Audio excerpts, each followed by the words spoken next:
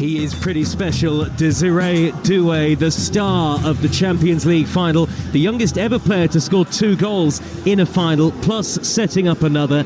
Is he a future Ballon d'Or winner, Scott Minto? Well, he's certainly the superstar that is the name on everyone's lips at the moment. At the moment, and yeah, Ousmane Dembele, his teammate, has got a great chance of getting it this time round. So, look, he's certainly under the right manager, and you can chuck in Kvaratskhelia as well. How good was he since he signed in January? You know, you heard there, it's not just about the skill they've got, but the way they track back and work as a team, and the intensity, but the talent of this kid who's only just turned 20. I mean, who knows? Is he a potential Ballon d'Or winner? Absolutely. There's a handful of potential Ballon d'Or winners. There's only obviously one each year that can do it, but he's not going to do it this year, but absolutely he's got every good chance of doing it over the next couple of years. Of course, PSG were 5-0 winners over Inter in that Champions League final. It could have been Barcelona. Inter through in the semis by the narrowest of margins, as we remember. And I wonder whether we will see the first instalment of the Doué-Lamine Yamal head-to-head at some point in the next season or two. Yeah, absolutely. I mean, look, both those teams, in a way, and look, we covered the Champions League semi-final, didn't we? Both first leg and second, and I can't think of a greater cup tie than what we saw. And to think it was the Champions League was incredible, but actually I would have liked to have seen a Barca PSG final, not just because of Lamine Yamal, but the quality of players that both sets of teams have it there. Look, I still don't know if Doué is the standout player of PSG, just because we talk about Dembele. But Lamine Yamal, my goodness me, this kid. I remember covering Lionel Messi for 4 years, every single La Liga match, every single Copa del Rey game. And he was just incredible. And I thought, you know what? We're not going to see this again for decades, probably. Yeah, what's happened? He's popped up.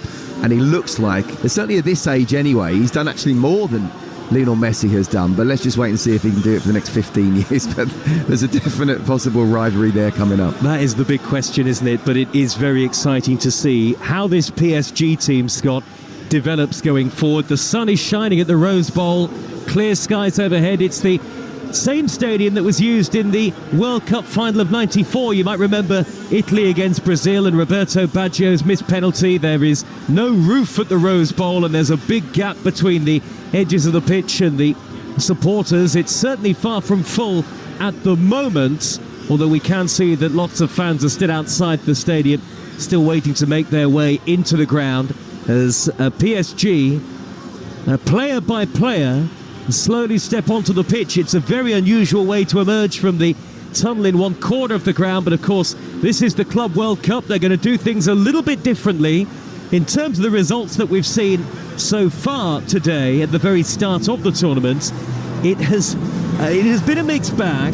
Al Ahly 0, Inter Miami 0. Of course, Lionel Messi's Inter Miami. And Bayern Munich 10, the amateurs of Auckland City 0. Palmeiras against Porto underway at 11 o'clock in Group A. This is Group B, PSG against Atletico Madrid. Is it a tournament that is going to grow into its own, do you think, Scott, as it goes on? I think it will. Look, first and foremost, I've got to be honest with you, I don't think this tournament should be going on.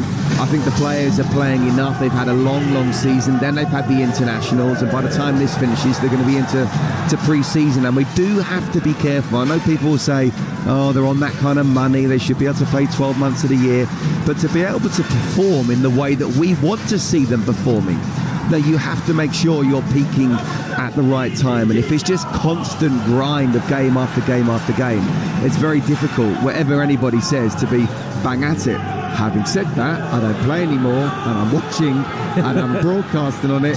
I'm like, bring it on, let's just try and enjoy this as much as possible. And I do think you've just said it there, will it grow into a really good tournament?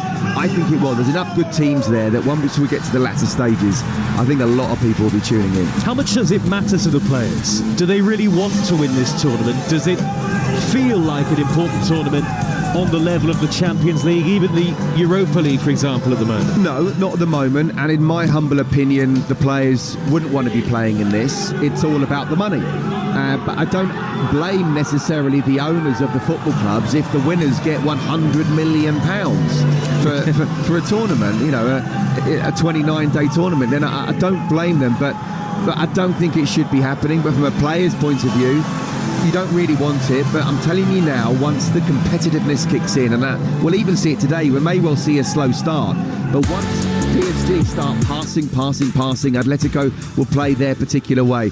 I'm telling you now, both teams will be up for this within the first 20 minutes for sure. There's quite a pre-match ceremony taking place. Each player, as I say, is being announced out of the tunnel as an individual. We've just seen Gianluigi Donnarumma, the Paris Saint-Germain goalkeeper, take to the field. No sign of any of the Atletico players as yet, and there are still two big murals out on the field of play with the crests of both clubs emblazoned upon them. So we're definitely going to end up kicking off late here in California. What about Atletico Madrid, Scott? How do they stop PSG? Do they do it the traditional Diego Simeone way and put everyone behind the ball? There's almost only one way, isn't there? Or certainly, I think the best way is how they sort of nicked it earlier on in the season. They'll try and keep it compact, they'll try and keep it tight. We know that PSG will have the ball, and don't forget, when they did win, and it was a 93rd minute winner, they only had 28% possession. So he won't care one bit, the players won't care one bit, and in this heat and humidity as well, they'll be quite happy just to kind of sit back. And it's going to be interesting to see whether PSG can dominate, not just in terms of possession, which we know they will, but dominate and almost make a message to them in the way that they did in the Champions League final against Inter as well, where Inter 1-0 down, 2-0 down, you're thinking they've got nothing here. They can't afford to be doing that, but they'll make it very, very tight indeed. And will be interesting. Obviously, Gonzalo Ramos is the man who's come in for Dembele. I actually thought he might have played Barcola just to make it almost a like for like. Three fluid players going forward. But in terms of Atletico, you've got some really good players with Antoine Griezmann, the experience that he's got. Julian Alvarez has done really well. 29 goals. Absolutely. So, and he'll be used to sort of heat and humidity apart from playing in Manchester, but where he has played and where he comes from as well. So, look, this is a fascinating game. It may not be the most exciting just because of the way that Atletico they play and because it's the opening game and both teams will not want to lose. But I just think at this moment in time, PSG, Luis Enrique had 10 days off while they were on the internationals. I think they've only had 4 training sessions. The question is, can they pick up where they left off? I actually think they can, but it might be a little bit of a slow burner for them as we go on into the tournament. But in this particular game, I think it's going to be a cagey start. Well, the last of the Atletico Madrid players has made his way onto the pitch. It's the goalkeeper, Jan Oblak, who is captaining the side today. And now the crowd rise to their feet as some of the awning is taken down on the field itself. There are flag bearers standing either side of the halfway line, blue flags to the left and red flags to the right, the blue of Paris Saint-Germain and the red of Atletico Madrid. Two of Europe's top clubs going head-to-head on the world stage at the start of the Club World Cup. Live on Talksport 2, presented by DAZN. Watch every game of the FIFA Club World Cup live and for free on DAZN. Sign up at DAZN.com. Well, we are just about ready for kickoff here. It will be a late start, a later start than planned in California. Beyond midday local time now. The Rose Bowl is about half full, I would think, looking at it. Well under the 89,000 capacity crowd that some might have hoped for, certainly that FIFA would have hoped for. We'll bring you Chelsea against Los Angeles over on Talksport at 8 o'clock tomorrow night, and Manchester City have their opening game on Wednesday evening live on Talksport 2. We are following England's under-21s at this summer's Euros as well. They take on Germany on Wednesday live on Talksport 2 after a goalless draw with Slovenia earlier on this afternoon. And every England women's game at the Euros in Switzerland this summer will be live on Talksport. The Lionesses' first match is on July the 5th against France in Zurich. Well, the last of the volunteers is just clearing the field here in Pasadena, just north of LA. And there are handshakes between some of the PSG players as they pump themselves up ahead of kickoff, and Atletico go into a huddle led by Jan Oblak, who will have to be at his very best this afternoon if Atletico Madrid are to come away with a result. Of course, it's a round-robin competition, group stages first of all, And PSG and Atletico are massive favourites to progress to the knockouts, with the Brazilian side Botafogo and the US club Seattle Sounders also in Group B. But after a slightly underwhelming first couple of matches, this feels like the start. A new and revamped FIFA Club World Cup. The chance for Paris Saint-Germain, European champions, to end the summer on top of the world. And Atletico Madrid under Diego Simeone are here to spoil the party, as we have seen them do in the past. And they did beat PSG in the Champions League, the league phase, back in November. Well, we are ready to go. Istvan Kovac is the match referee. Unbroken sunshine here. Very warm. Very high temperatures and high humidity. It'll be PSG from left to right to get us underway in a few moments. And they are all in dark blue with red trim. And Atletico Madrid in the familiar red and white striped shirts, red shorts and red socks. The countdown is on and the waiting is over. PSG against Atletico Madrid. 4 minutes behind schedule. And we are off and underway on Talksport 2. And I think we have a false start. The referee is calling PSG back to the centre circle, and they'll have to kick off again. Scott Minto, former Chelsea defender, is alongside me, and I think everybody's just ready for the game to get underway now. Blimey, that's what we're thinking. We're already behind. Come on, ref, just let it go. And it's interesting, PSG are going to start off in the same way they did in the Champions League final, almost rugby style, just putting it into the corner. It was, to be fair to the referee, Desiree Doué was sprinting on and he just pulled him back and said don't do that, and when the ball was pinged in he did do that, so he was told not to, but finally we got the game underway. Well, the ball went straight out of play off the right boot of Vitinha from the kick-off, and Atletico Madrid quickly shuffled the ball upfield, but they can't retain possession, and PSG, the European champions, have it with Kavica Kvaratskhelia on the halfway line. Quick nippy footwork, but he's robbed initially by Rodrigo de Paul, the Argentine World Cup winner. Diego Llorente can't get onto the pass for Atletico Madrid though, and PSG have it back on the near side there right with the fullback Hakimi just in front of the near side touchline, and the PSG dugout.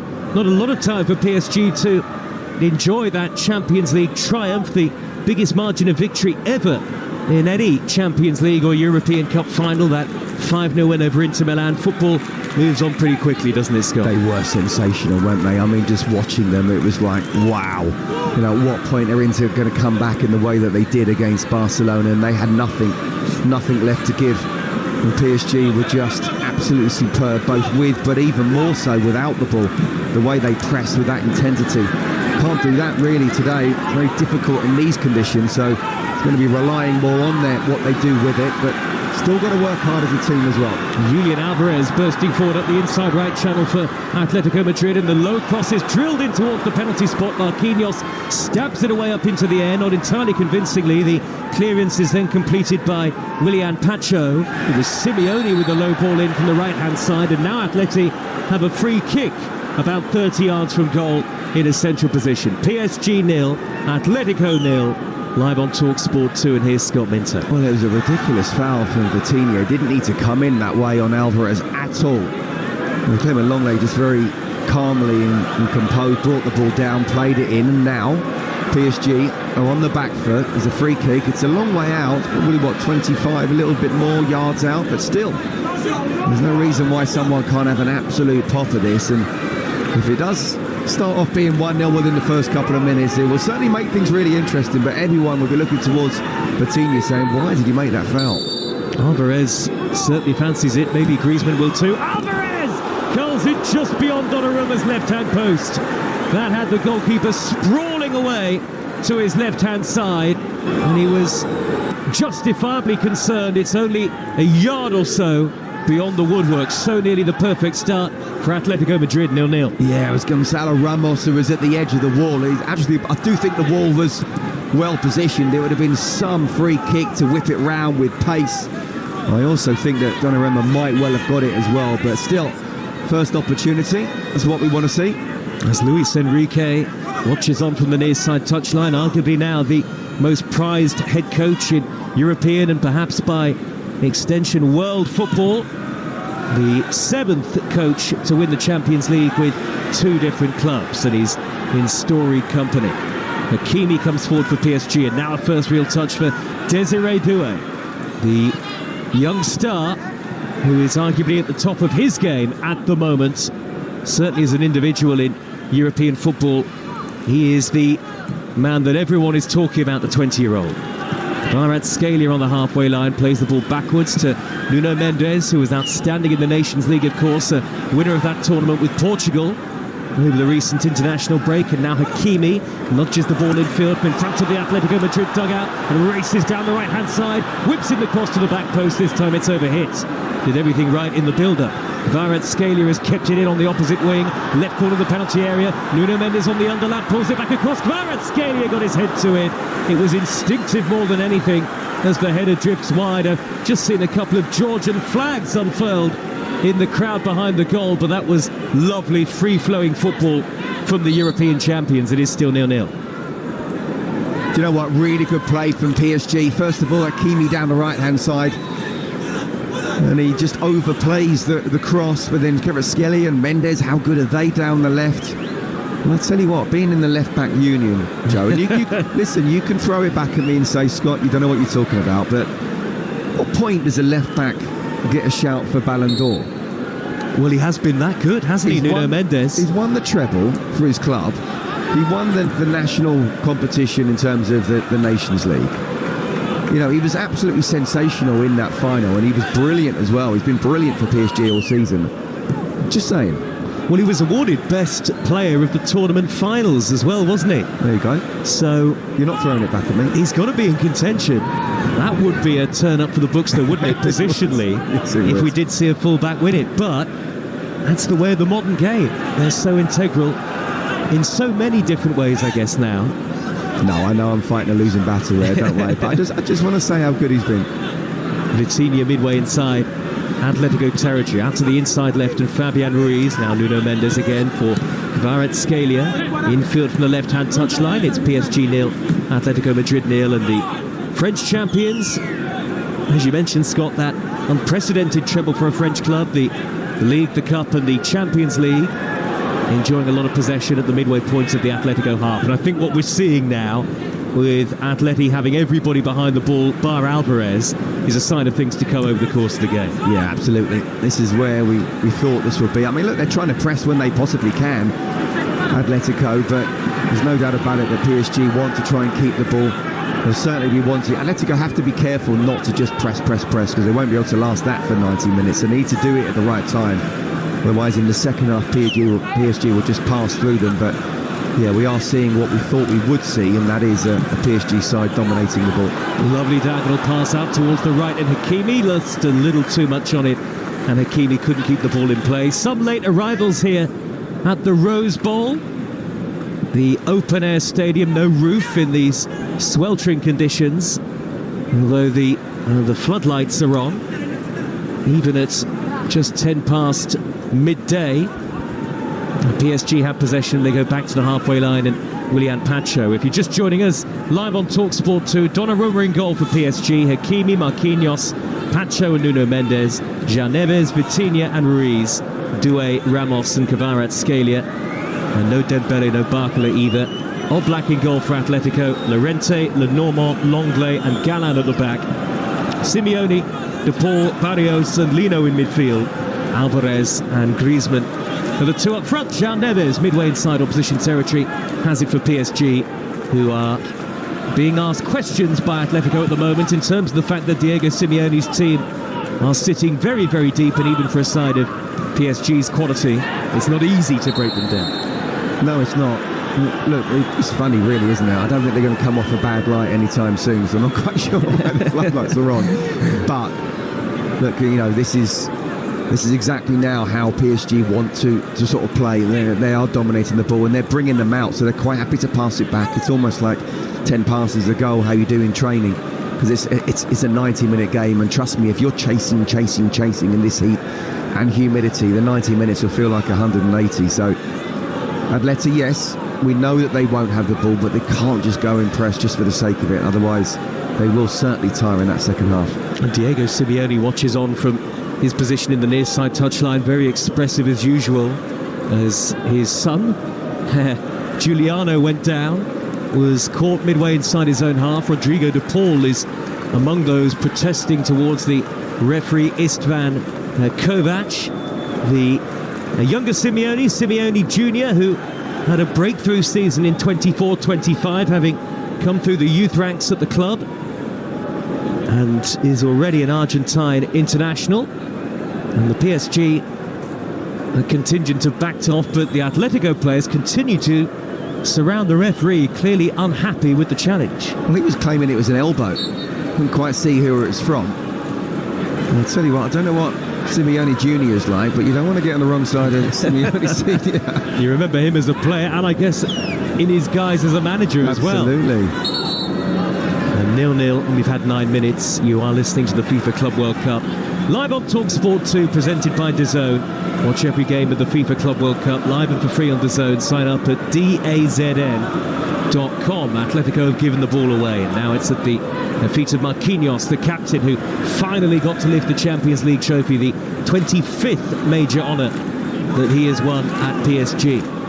Pacho, midway inside his own half, outstanding performer at centre-half. Having arrived from Frankfurt last August, now out on the far side touchline is Nuno Mendes, halfway, waiting for the run of Kvaratskhelia and plays him in down the inside left. Kvaratskhelia breaks into the box, held up by Barrios, and he steered the ball back at pace into the path of Nuno Mendes, who was never likely to be able to get that under control. It actually hit his head and ricocheted straight out of play for a goal kick. 0-0. Yeah, it was a good run in behind the Atletico defence and then running into the corner, but he's turned back and kind of pinged it at Nuno Mendes, and he had no chance whatsoever to bring that one down. But first time they've looked, well, second time actually, they've looked a little bit open, Atletico.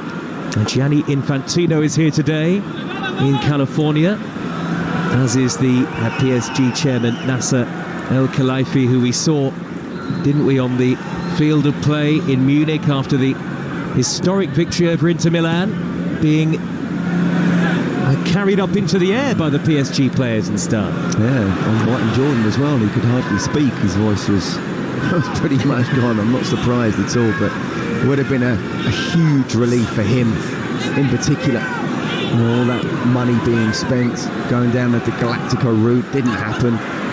And obviously it's a bit of a gamble to go down a different way, but you get the right manager in with the right recruitment. Still spent a lot of money, but good players, not top players. It's been poked through the middle by João Neves, but he couldn't find Gonzalo Ramos, the number 9. And Jan Oblak, all in bright yellow, is able to collect. Rodrigo de Paul has gone down, and the referee Istvan Kovac has stopped the game. Yeah, when I say top, not top players, I mean, sort of big names, the big egos. Yeah. And that's well, the culture's changed, hasn't Absolutely, it? So there's a new ethic under Luis Enrique. Totally. And I won't forget that the new hierarchy at Chelsea interviewed him, and for some reason one party didn't fancy the other. I don't know who it was, but look what he has done.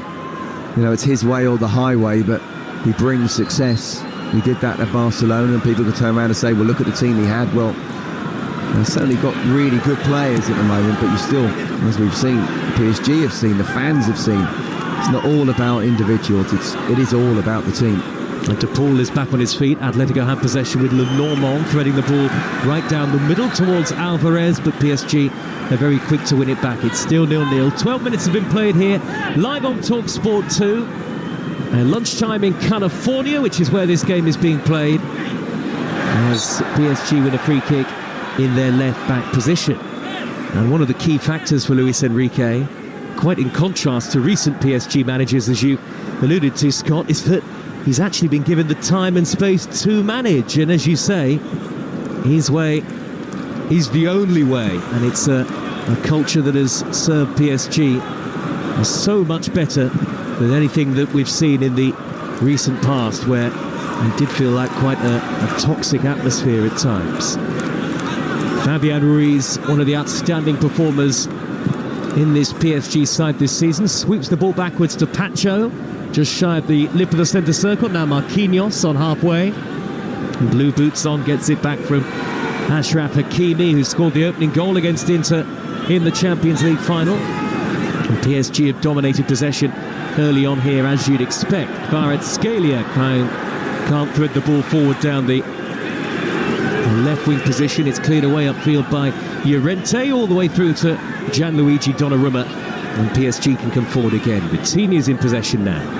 Vitinha flick back to the tall striding Ruiz. Crossfield pass about 20 yards. Marquinhos has to sprint across to keep it in play in front of the Paris Saint-Germain dugout. Back it goes to Willian Pacho. There's a drone hovering above the pitch at the moment, sweeping its way around. And Vitinha trots into the centre circle, and it's just slowed in the last couple of minutes the pace of the game. Yes, it has, and not surprisingly, as I say, with the heat. And we can see the pattern of the game that we thought there would be. I was just so impressed with the movement off the ball with PSG. You know, Hakimi comes into midfield at times. Vitinha drops off into that left back and almost just trying to start any plays. And you know, it's just a constant movement. Joao Neves moves into the middle. Love watching them. Everyone knows what they're supposed to do.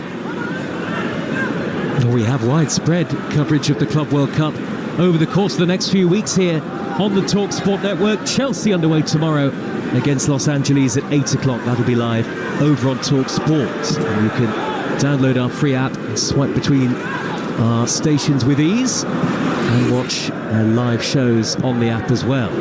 Donnarumma with a slightly awkward pass out to the right. Hakimi's there to gather in the full-back position. Ball forward towards Vitinha, who spins and turns with great elegance on the ball and knocks it square to a big pocket of space, and Willian Pacho forward over the halfway line to Fabian Ruiz. Look at this break from Paris Saint-Germain. It's lightning quick. Diego Llorente stops Kvaratskhelia in his tracks. It's a throw. Absolutely, the way they went from right back to left wing, you know, and Vitinha was a big part in that. He received the ball with two players around him. He's so comfortable, makes it look easy, gets it out onto the other side, and suddenly Kvaratskhelia is running at his full-back there. It's just brilliant play all round. Quarter of an hour gone. Paris Saint-Germain 0, Atletico Madrid 0. These two teams in Group B with Botafogo and the Seattle Sounders.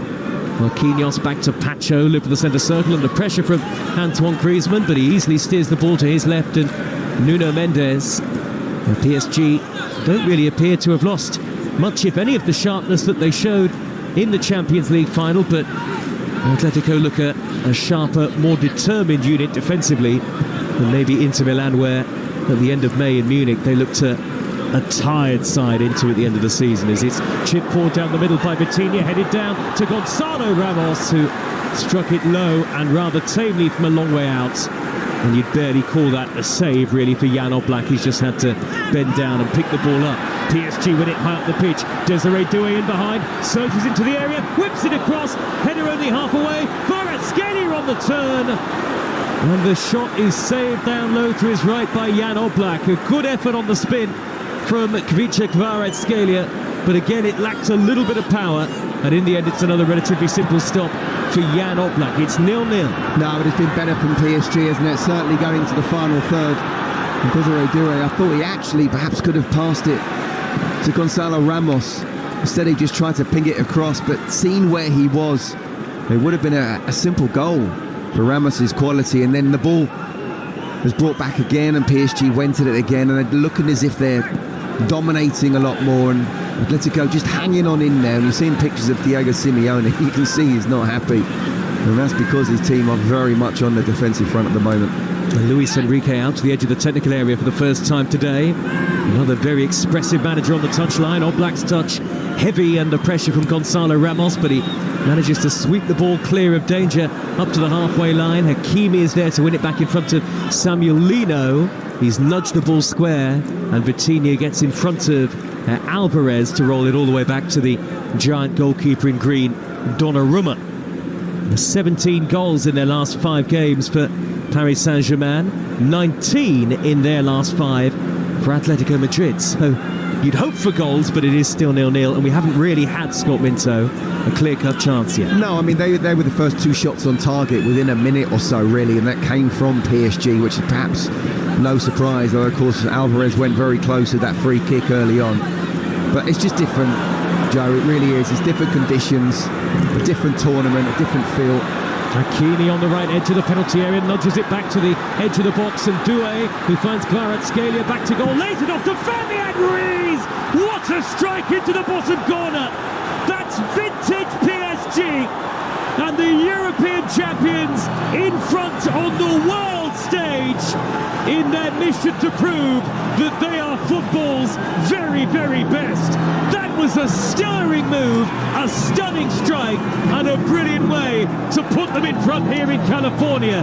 Fabian Ruiz, like an arrow, into the bottom corner, and it's PSG 1, Atletico Madrid 0. With all the stars they've got, I'm not sure that Fabian Ruiz quite gets the credit he deserves. But what a left foot he has got. They go down the right-hand side again. They've been doing that quite a lot, PSG, in the last sort of 5 or 10 minutes. Really good hold-up play that was laid to Ruiz on his left foot. But he's still got a lot to do, especially to beat someone the likes of, Jan Oblak, who we know is one of the top keepers in the world, and yet he does. First-time strike, edge of the box. Gives Oblak no chance whatsoever, and you have to say it's been coming. It is a stunning goal from Fabian Ruiz, who you might remember scored in the semi-finals of the Champions League against Arsenal. But though there was a deflection on that shot, no such deflection on this one, just clean and beautifully struck into the bottom corner, and PSG deserve to lead by a goal to nil. Atletico Madrid have been pretty passive since that early free kick from Alvarez. Here is Lino chipping the ball infield for them for the left-hand side, the team in red and white, as PSG win it back again shy of halfway, and this is where they can punish you on the transition. Hakimi has galloped forward 50-60 yards. He's chopped down by Longley, the former Tottenham and Aston Villa loanee. He gets the yellow card, and PSG have a free kick a couple of yards in field on the near side, the right, and this is the PSG that no team at the moment in football, Scott Minto, can live with. Yeah, absolutely. Hakimi, though, I mean, he's an absolute Rolls Royce, isn't he, the way he bombs on down the right. And there's one thing to do it in Paris, there's another thing to do it in California and the conditions right now, and yet he must have run with it 60 yards. No one could get anywhere near him. Longley thought he's going to not be able to keep up with him. He's got to try and go to ground. He's fouled him, he's got a yellow card, and then just looking at Hakimi, he's getting treatment at the moment, but he doesn't look out of breath. Amazing athlete. Well, PSG are in front, and Hakimi, who is as key to their setup going forward as he is defensively, arguably. Both fullbacks are so important. They really are. We talk about the front three and how good they are. The midfield three on an individual basis, I don't think any one of the three get enough credit, or as credit as they should. Was João Neves, who I saw make his debut at Benfica not that long ago. Vitinha, who wasn't long ago playing for Wolves, and then obviously Fabian Ruiz as well. But those two fullbacks, the way they bomb on, first of all, they're really good defenders, but so good going forward, and they can help with the overloads. It just really helps PSG out going forward. 1-0 to PSG, free kick in the right wing position. Standing over it is Vitinha. The Rose Bowl is suddenly packed with supporters here now on a blisteringly warm day. Vitinha will deliver in high towards the edge of the 6-yard box, headed away by Longley, who conceded the free kick and was booked as a result. Given away by Lino. Kvaratskhelia, right corner of the penalty area. Neat, quick football on the edge of the box. Dinked in by Doué to the far post. It'll be kept in play on that left-hand side by the goal scorer Fabian Ruiz, who will roll the ball back calmly to Nuno Mendes. They're playing football that is out of this world at the moment, and a low effort from Doué is gathered by the goalkeeper. Lovely footwork, about 20-25 yards out, wriggled his way into a shooting position, and in the end it was a relatively straightforward save for Oblak. Well, it's just brilliant skill from the youngster. The way he received the ball and turned, got away from two players, and then he just did a little shimmy. Another Atletico player still trying to buy a ticket to get back in. 20-yard shot, it was easily saved in the end, but just amazing play from this guy who we talked about as a potential Ballon d'Or winner if he keeps on improving like this. Well, we are seeing the next generation of the very best European talents coming to the fore now. We've seen it on the biggest stage in Europe across the course of 2024-2025. PSG 1-0 up. Alvarez trying to race through the middle. Oh, and he's hauled down. Simeone was fouled. And will that be trouble for Nuno Mendes? The referee has now stopped the game, Istvan Kovac. But what will be the punishment for Nuno Mendes? Having hauled down Giuliano Simeone as he looked to race clear on goal. He looked like the last man to me, Nuno Mendes. He's gone down, rolling around as if to try and delay the referee's decision. But he's got to be in trouble here, Scott, surely. Well, he's definitely brought him down. The question now is, was Marquinhos coming across where he could actually make a tackle himself? Simeone's so quick, he really is. A different type of player to his old man. And by the way, absolutely thinks there should be a sending off. And the referee, rightly so, just taking his time, having communications before he makes a decision. But it's a very interesting one because PSG have dominated these first 23, 24 minutes with 11 men. How will it be with 10? Well, I don't think any decision has been made other than to give Atletico Madrid a throw. So that would suggest that the officials didn't even see it as a foul, and indeed PSG have actually got the ball back straight away. I can't believe that. I can't believe that. Well, the ball has been thrown back to PSG deliberately because they put the ball out of play. Well, that is a surprise. From a left-back's point of view, you know, you can argue with Nuno Mendes and be saying, well, all I've done is what he's trying to do me, trying to get his arm across. But I'd say 9 times out of 10, there's a card coming out, and the question is whether it's a yellow or a red. Because it's very close to being a goal-scoring opportunity. I mean, why would he go down? No punishment whatsoever for Nuno Mendes, and there's trouble here for Atletico, and the foul is committed on Fabian Ruiz this time, and the yellow card out of the pocket for Robin Lenormand in a very similar incident. This time he's clipped the heels of the onrushing Fabian Ruiz, and it was deliberate, and now he gets the yellow card, and PSG have a free kick. Do you know what? That was almost like your schoolboys down the wreck and your mate's going through and you don't want him to score, so you just literally clip his legs. You don't even try and get the ball. I mean, an absolute nailed-on yellow card. It wasn't a red because it wasn't a goal-scoring opportunity, but those runs that Fabian Ruiz are making sort of in that inside left position, the moment Atletico just cannot cope with him. In the 26th minute, 1-0 to PSG. Nuno Mendes with a low delivery into the penalty area. Marquinhos trying to get on the end of it. Atleti only half clearing away, and then driven goalwards at real pace with the right foot of Fabian Ruiz, but it was always going to curl just wide of the target. And it's a goal kick to Atletico Madrid away to our right-hand side. Istvan Kovac, the referee, he was the referee in the Champions League final as well. I guess maybe the thinking with the Nuno Mendes incident on Simeone was that it was accidental and so therefore not a foul. That's all I can think. I think he's just gone, well, there's two people trying to get their arms across each other and both have gone down in the end. You very rarely see that. Joe, if I'm in that position as a left back, I am nervous as heck, thinking I'm going to get a yellow card here. Is that why he stayed down? Possibly. Well, he's sort of held on to his head, and there's no doubt about it. But he's thinking, I've got to stay down because if I just get up, maybe I've got to somehow try and influence the referee. I mean, the referee shouldn't be influenced in any way whatsoever. I'm not saying he was, but I think the final decision is both players were trying to grapple in with each other, and in the end it's 50-50. Fabian Ruiz floats the ball forward down the inside left. There's a good energy to the game. PSG 1, Atletico Madrid 0. Live on Talksport 2. As we head towards the half-hour mark. Doué with the quick scampering feet on the right corner of the penalty area, but not beyond it. A sort of combination of Lino and Barrios, who are right in front of him. Barrios, the number 8, in possession now, just inside his own penalty area. Madrid ball in the midfielder. They're under real pressure, though, deep inside their own half here, and they lost the ball, Atletico, but the last touch, a judge to have come off Desiré Doué. And it'll be a throw which Galán will take, Javi Galán in the left-back position. And a risky back pass by Longley. Oblak can't keep it in play, again under pressure, and that's a needless corner given away. Well, both centre-halves of Atletico have been booked, and both just not quite at the races at the moment. They've certainly been affected, struggling with the heat, struggling with the pace and intensity of this PSG side, which is not all about individual players one-on-one, but the movement on and off the ball. So difficult to mark. And now there's a yellow card for Gonzalo Ramos. Tangling with Simeone. In fact, sorry, it's Fabian Ruiz who's been booked. Tangling with Giuliano Simeone as we waited for this corner to be taken. And Ruiz shoves him and he's gone to ground. It's like a Simeone to go down easily. Yes, we've seen that all before, haven't we? It did look a little bit soft. Ruiz has been booked anyway.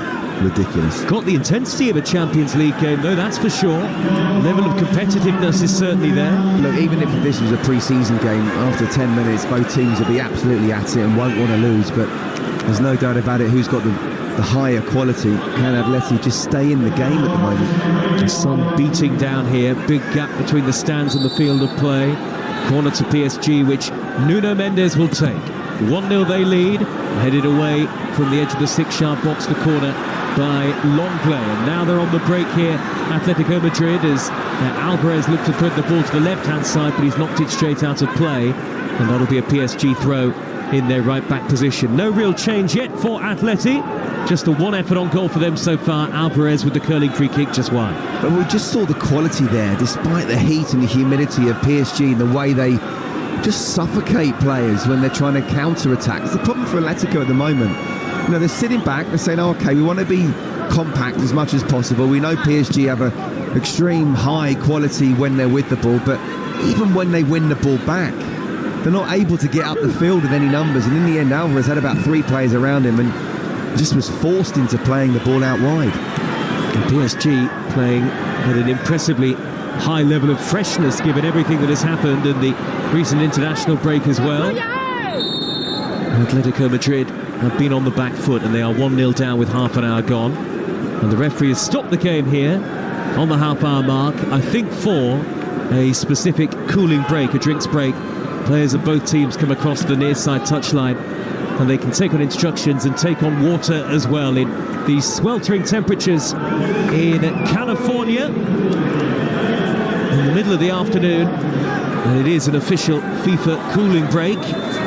1-0 to PSG. What have you made of the first half an hour, Scott Minto? Are you pleasantly surprised maybe with the level of energy in the game? No, I'm not surprised. I know when you've got these two teams with the quality, intensity and mindset that they have and the managers have as well, they were going to be at it. As I say, even if this was a pre-season game, you know, within the first few minutes they'll be right. Their professionalism would not let them just not try. And Atletico are playing to their maximum at the moment, certainly on a physical basis. They're not able to get hold of the ball. Up until the goal, they only had about 18-19% possession.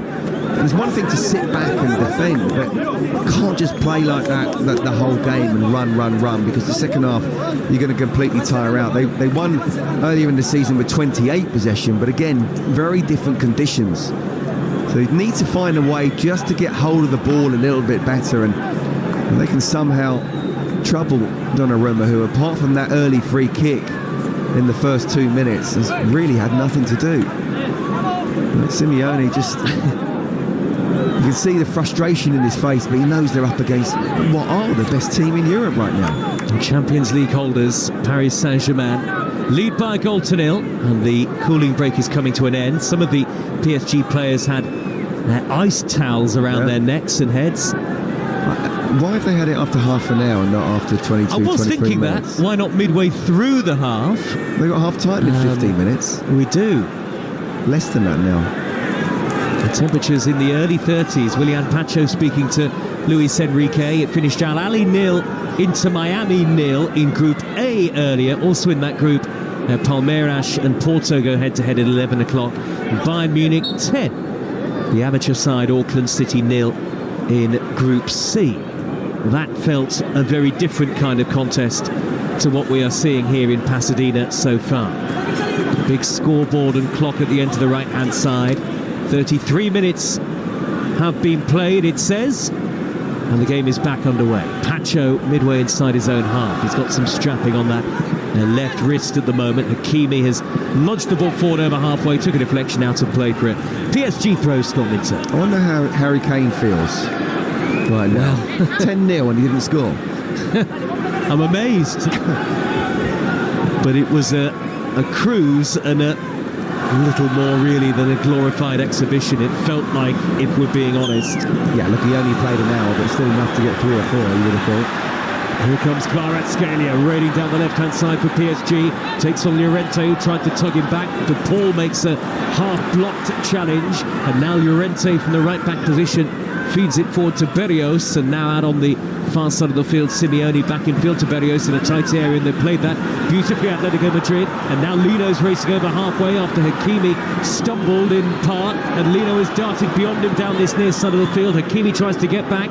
Lino looks for the underlapping run of Javi Galán, and he is blocked off with great efficiency by João Neves on this near side of the field. And that really promising Atletico move comes to an end, though it has been given away by Doué. Atleti, who finished third in La Liga, looking for an equaliser here, but they have knocked the ball straight out of play. And it just goes to show just how good you have to be to get a sniff of a chance against this PSG team. Do you know what, Joey? It was actually really good football from Atletico and good movement as well. 1-2 touch play, then playing it in behind Hakimi, and Lino did really well first time, then second time, and yet still they weren't able to get anywhere near testing Donnarumma. And in the end, it's João Neves who came across and won the ball back for PSG. Again, one of your midfielders doing the dirty work. Just an incredible mindset that they've got right now, and you do wonder, don't you, and only time will tell, you know, is this the start of a dynasty, or feels like it? Yeah, you know, they've got it all at the moment. They've got the manager, they've got the players, they're the right age. I'm sure they'll have the right mentality with that manager in place.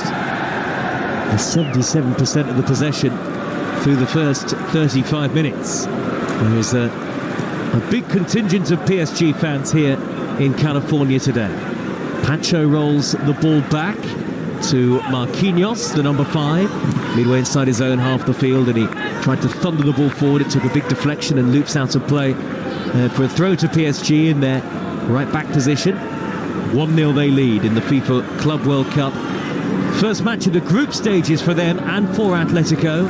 PSG and Atleti back in action on the 19th of June and then on the 23rd of the month. And both expect to reach the knockout stages. The top 2 teams in either group, in each group, go through.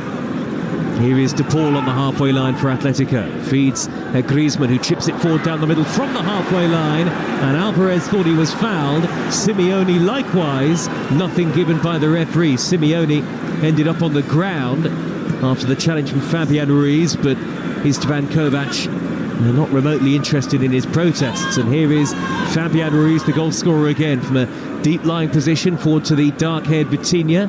Scampers infield. João Neves has to race across to prod it back to Marquinhos, who was caught by De Paul. The referee allows the advantage to be played. It is certainly, as we expected, Scott, quite the contrast in styles and approach. Yeah, it's exactly what it is. And, you know, it's only 1-0 at the moment, but PSG have absolutely dominated. And the question is, how long is that Atletico can keep this up? And just this run. They're not keeping the ball at all. Not able to trouble Donnarumma.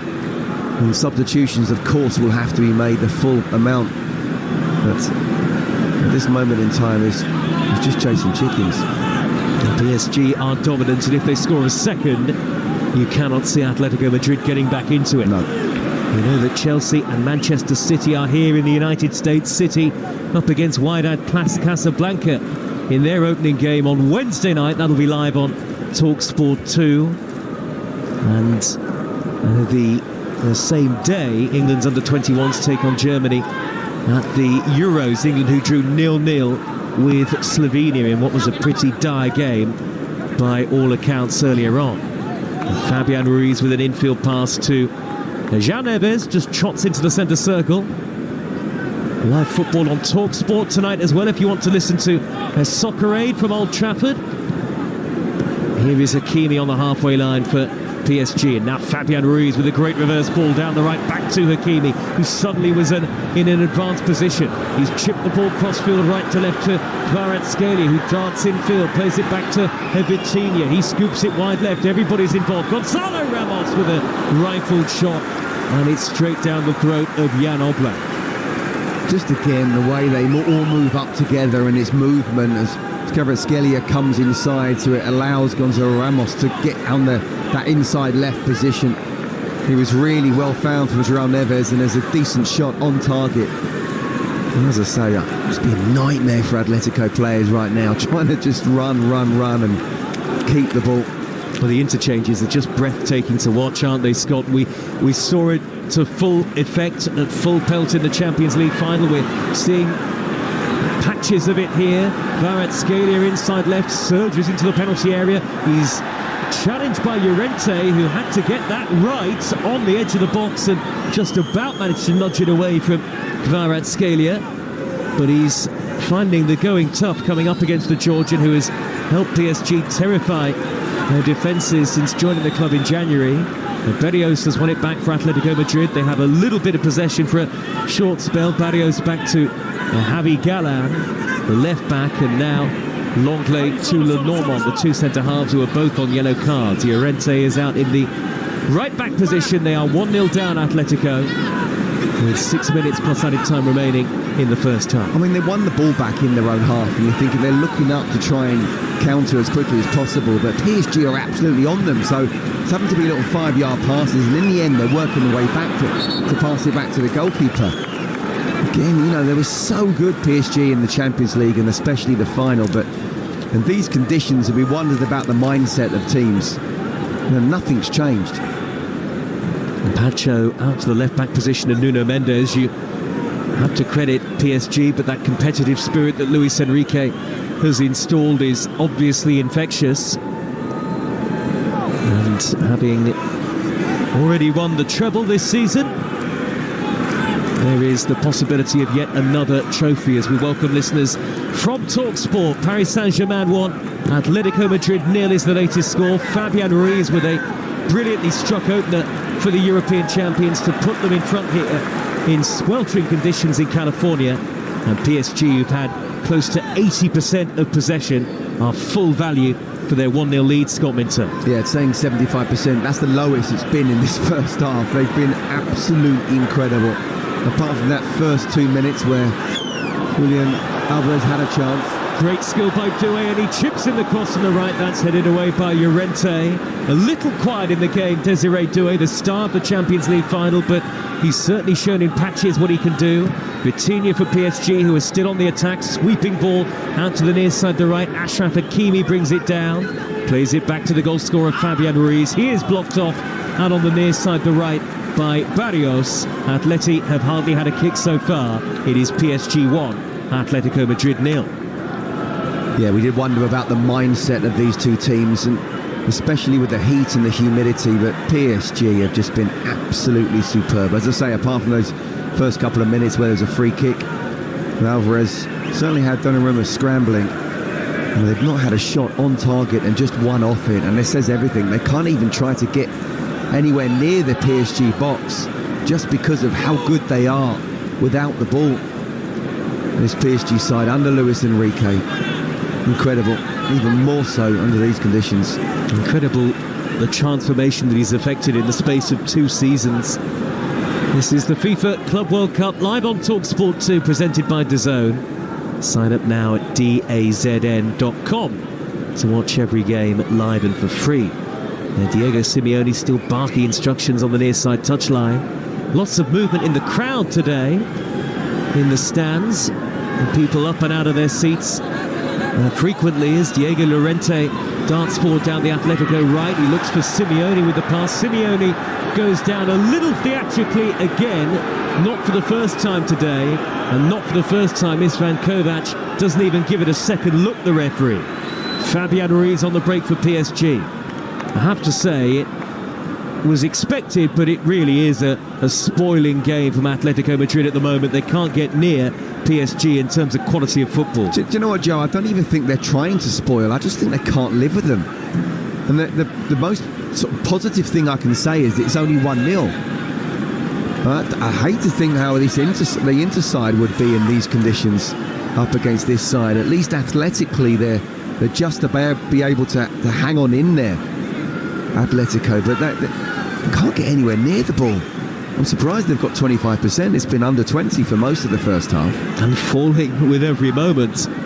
Kvaratskhelia, the number 7, little 1-2 with Fabian Ruiz, and they appear to be everywhere PSG players. Gonzalo Ramos has moved out to the left wing position at the moment. We've got a couple of minutes of the first half to go, plus any added time, and the crowd have been thoroughly entertained here so far.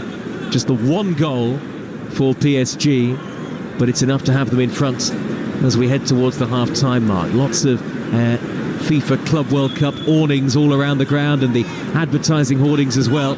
Chip forward down the left-hand side by Vitinha. Kvaratskhelia is after it. Corner of the penalty area. Plays it back to Gonzalo Ramos, who tried to dribble beyond one defender too many and couldn't get the shot away. Ramos for Dembele, the only change from the starting 11 in the Champions League final. Now Atleti are on the counter-attack with Julian Alvarez. He's held the ball up in front of the Atletico dugout, and now the ball is at the feet of the long-haired De Paul, number 5, midway inside his own half of the field. Angled pass to the right, and Llorente. Can they get enough men forward in support of the attack? Lovely reverse ball by Simeone with a 1-2. Back to Llorente. Early low cross into the box. Griezmann lunged at it, and I think he was offside. The free kick's been given to PSG by the referee as we go into the final minute of normal time at the end of the first half. Well, I think he was offside as well, but the referee's assistant didn't put his flag up, so he must have been saying that was a foul, which I personally didn't think it was, but that will give them a little glimmer. I mean, the tiniest of glimmer of hopes to say the way they played the 1-2 down the right, whipped the ball in. I was just thinking, I haven't seen anything of Antoine Griezmann in this first half. What is he, 34 now? He certainly must be feeling it, but he's a wily old fox, and they are able to get the ball further up. He'll find little positions where he might be able to get a strike in first time. As I say, the biggest positive Atletico can have is they're only one goal away from PSG. Lovely ball by Hakimi, fizzed high up the right-hand side. Doué is onto it by the dead ball line, and he's picked out the run of Gonzalo Ramos, who cannot keep the first-time left-footed effort down. That swirls miles over the bar and into the end behind the goal here at the Rose Bowl. We're into 3 minutes of added time at the end of the first period. PSG lead 1-0, but that was wasteful. Do you know what a goal that would have been. Great ball down the right. Doué gets there, he looks up and he cuts the ball back in between 3 Atletico players, and Gonzalo Ramos on his left foot, not his right, in the end shot over. Good turn by the lively Simeone, looks out to the right, Llorente. Excellently timed sliding challenge by Willian Pacho, but he's given it away on the edge of the box to Alvarez. Out on the right, Llorente cuts it back. Griezmann is there. Griezmann shoots, and it's straight at Donnarumma. He got a lucky break there, Griezmann. It hit his own man, De Paul, fell into his path, either side of Donnarumma, and there might have been real trouble for PSG. But now they're on the counter-attack with Kvaratskhelia, raining down the left-hand side and infield now with a pass to the edge of the D. Vitinha right through the middle, tucks it into the corner. What a brilliant counter-attacking goal! That's why they're the best team in football at the moment. Paris Saint-Germain nearly conceded an equaliser, and then they carry the ball up the field with such poise, such flair, such aplomb, and Vitinha on the end of it, steering it away from Jan Oblak. It is PSG 2, Atletico Madrid 0, and that second goal a real thing of beauty. Well, the way they counter-attacked so quickly, I couldn't even try to get in. Wasn't there point? Was saying how Atletico just talked about Antoine Griezmann, the way that he just needs one chance, and that was the chance. It fell to him a little bit luckily, but it was a straight at Donnarumma in the end, and the way they just quickly went on the counter-attack. We're literally seconds away from half-times. It wasn't a question of let's just keep it to 1-0. This is the biggest chance that they've had so far. No, let's counter-attack really quickly, and they did as well. And you know what, Vitinha, how good is this player? First of all, athletically able to get into that position.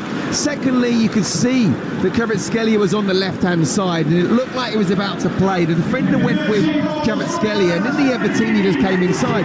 So it basically meant the 2 defenders just opened up for him. But still the composure on the edge of the box, giving Oblak no chance whatsoever. Brilliant play. 2-0 PSG. Atletico win a corner from kick-off right at the very end of the first half here. And Vitinha started to add goals to his game. 7 he scored in the regular season, so you could almost make that 8 for the overall campaign. If you consider that the Club World Cup is part of the domestic football season for 24-25. So it's this season, not next season. It's not last season. Or is it something in between? Corner which Griezmann will take in, swinging left-footed. It spins off the head of Simeone, miles high up into the bright blue sky. Nudged clear by Doué. Be a few seconds added on at the end of the first half, perhaps. One last chance for Atletico to get themselves back in it. Simeone, right corner of the penalty area, gives it away to Vitinha, who snaffles it up beyond both Simeone and Griezmann, and the referee brings the first half to an end. The chastening first half for Atletico Madrid, who we remember, of course, are a top side in European football, but they've been blown away by a PSG team that is playing at its very, very best. The champions of Europe are well on their way to a first victory at this tournament, their debut in the Club World Cup, and they deservedly lead by 2-0. Fabian Ruiz with the opener after 19 minutes, a beautifully drilled effort low into the bottom corner. The lead doubled in first half added time after Griezmann had missed Atletico's best chance of the match so far. PSG so fluent on the counter, and Vitinha tucked away the second. It is PSG 2, Atletico Madrid 0. Scott Minto, they are irresistible at the moment. Joe, I did wonder, not necessarily from a mentality point of view, but it's not easy, it's not a tap. You can't just turn it on and turn it off. You can't just do what they did and hit the highs and spend a couple of weeks away from each other, have just 4 training sessions and then be bang on it again in the way that they were. In many ways, this is just as impressive as the performance as it was in the Champions League final. One, because of what I've just said, they've had to pick up straight away. They've not had loads of training sessions in the last couple of weeks.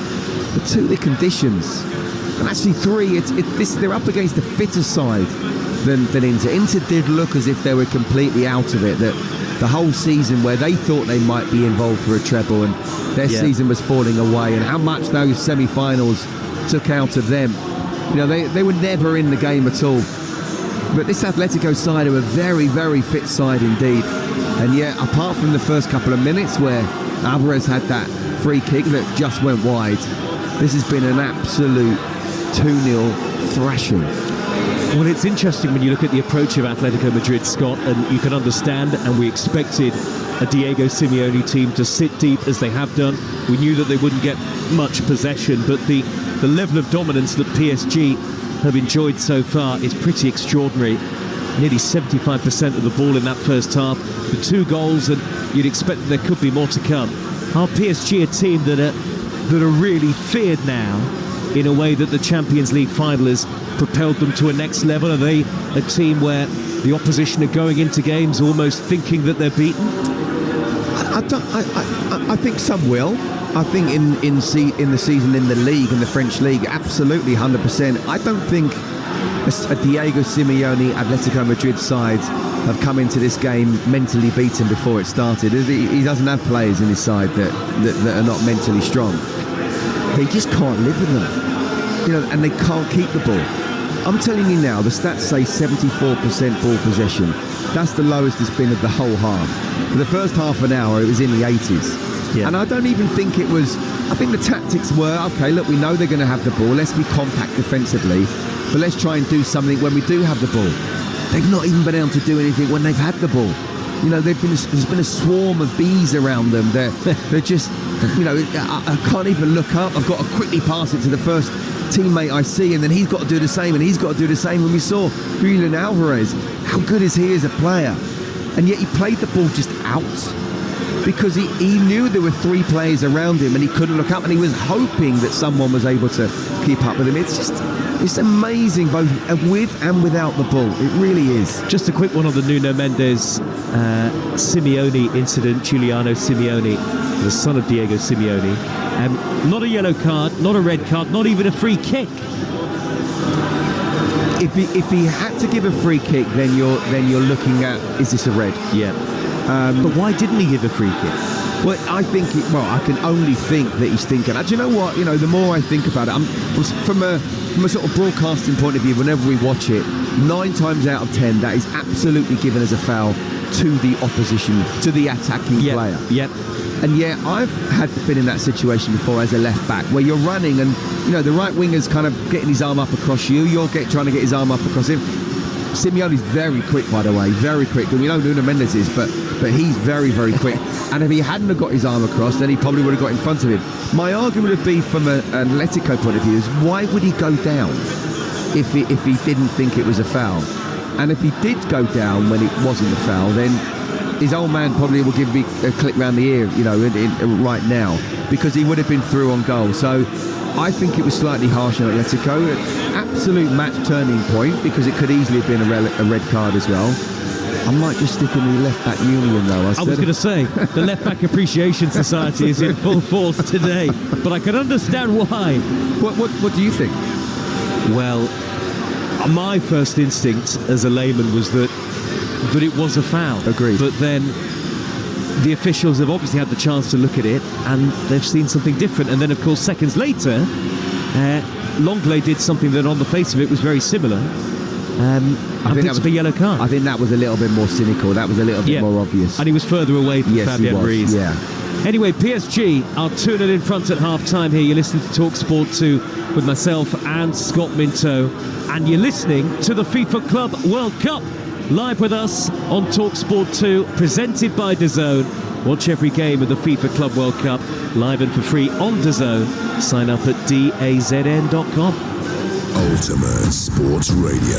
What a moment! This is Talksport 2. FIFA Club World Cup kickoff on Talksport 2. Presented by DAZN. Sign up now at dazn.com to watch every game live and for free. I'm fearlessly running with you. I'm fearlessly playing with you. I'm fearlessly snuggling to. Protect your dog from fleas and ticks with new Front Pro chewable tablets. Easy to give, each tablet offers 1 month's protection, helping to keep your dog happy, healthy and close. Because nothing should come between you. Front Pro chewable tablets from the makers of Frontline. Available online or in-store from pet specialist retailers. For more information, see uk.frontline.com. Contains afoxolana. For me, summer's all about my friends. And whether you're texting a pint emoji to your mates the moment the sun's out, or pin dropping the very best spot on the beach, with 99% coverage across the UK, however you want to connect with your friends this summer, Vodafone has you covered. Connecting friends this summer on Vodafone, the nation's network. Vodafone UK, supporting the nation since 1984. 99% of the UK population coverage. Verification, vodafone.co.uk/network. With LV, I can get my car insurance from just £349. Just the price I'm after right now. And if I'm hit by an uninsured driver, I won't lose my no-claim discount, because insurance is simple when it's me and LV. No wonder we're rated excellent on Trustpilot. Get your quote today at lv.com. 10% of new customers pay £349 or less November 2024 to April 2025. Uninsured driver promise is non-fault accident only. Other vehicle and driver details required. LV General Insurance is part of Allianz. Subway knows what you like, and we've seen it all. Like your choice of freshly baked bread, loaded with tuna mayo, or Philly cheesesteak, or rotisserie-style chicken. Nice. Cheese and toasted? Of course. Make it fresh. Make it crunch. Guac it, pack it with peppers, extra jalapenos. Yeah, mate, or nah, mate. Listen, we don't judge, mate. Sauce it, double sauce it, all the sauce it. Because Subway knows when it comes to your sub, you have your own rules. Subway, 60 years fresher than ever. Freshly prepared per order. Extras cost more. As it's free to sell in your local area on eBay, I was thinking maybe I should sell that bench press. Oh, that's literally been benched. And this guitar that I've forgotten how to play. Must be the buyer for the chest of drawers I listed yesterday. And I'm still in my pyjamas. Be with you in a sec. With new listing features, it's easy to sell for free in your local area on eBay. Download the app now. eBay. Things people love. T's and C's apply. Excludes vehicles. Twixt tall posts they stand, armour double-stitched, brave heroes into battle headlong pitched. As Hector faced Achilles to defend the Trojan soil, one champion will emerge to take the final spoils. Get set for live and exclusive coverage of the entire British and Irish Lions tour of Australia. The countdown is on to a summer of hard tackling rugby action. Troy Given! Kicks off Friday night from 8 with the Lions versus Argentina, exclusively on Talksport. Making football great again. The FIFA Club World Cup live on Talksport 2. It's the best. Istra Stadium, the destination this afternoon. The Karsley side are back and this time face Slovenia in their second match in the group. Win season through to next weekend's quarter-finals with a game to spare. He'll be swung in here, an in-swinger from the right in towards the near post. It hits the post, but a really hairy moment there for England at the back. Rowe down the right-hand side, drives into the area. Great touch by Rowe, cross goal. Oh, it had to be a tap in there. How's one airy miss? It's just tournament football. It takes one moment and you walk away from today with 1-0 victory. Anderson over the top here, Livramento, tight angle. England with a great chance twice through McAtee. And at the second opportunity, somehow prods it wide. Just need to create something. Looks like run out of ideas up to now. Came out a smell of a 0-0 in the first 10 or 15 minutes, and I'm worried that that's going to be how this one plays out. Norton Cuffey on the right wing, rolls it out of his feet, delivers in, good ball as well. Oh, great save to the right Hinterwood. That looked like it was going to be England's moment. But he had to make the save, tipped it over the bar for a corner. But the referee checks his watch, blows his whistle, and ends this dark contest of football.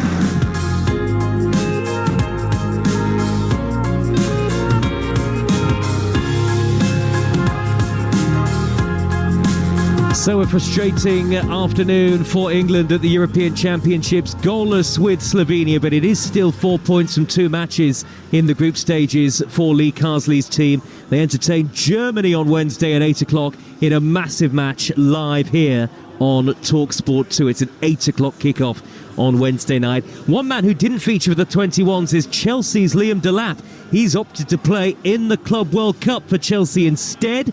They're underway tomorrow night against LAFC, live on Talksport with myself and Scott. Former pros Emmanuel Petit, John Obi Mikel and Darren Ambrose have all appeared recently on the Talksport network and have all discussed Chelsea's options up front. For me, the biggest problem for Chelsea, most of people and the media, they are focusing, on the number 9. I think for me, the biggest problem is not the number 9 at Chelsea. The biggest problem is the wingers. They are not bringing what you need, to play and to compete against the big teams, in Europe and in the Premier League. They must get much assist, much more goals as well. They have to be a bigger danger, on the pitch. The way Chelsea played, if you don't have those wingers, to bring danger all the time, with the ball, to put pressure on the defenders in their zone. So forget it. You will be focusing always on the strikers. Yeah. But the striker depends on the wingers as well. The number 9 shed. Obviously, there's been a lot of talks about it at Chelsea that players that way don't really succeed at the football club. But listen, it's just a number 9 shed. It's just a shirt. But I hope he comes in the football club, takes the shirt, and be able to perform. I hope he's really gets he's successful with the football club, because I think Chelsea Football Club is a good place for him to improve. I think, of course, when you looked at the teams that came in for him, Manchester United, Arsenal, and then Chelsea. I think if you look at all this team for the past 10, 15 years, the team that has been very, very successful is Chelsea. So for me, I think he's made the right decision, and also the team as well. The team is a young team. So if you're looking for sort of a team to go to improve, to get better, there's no better place right now to go. I've watched Liam Delap enough this season. 12 goals he scored for a relegated Ipswich side. It didn't create many opportunities. A lot of his goals were created by himself. And if you look, his relationship, his partnership with Cole Palmer, we've seen it with the under-21s. I'm sure they've got that with Manchester City when they come through the academy there.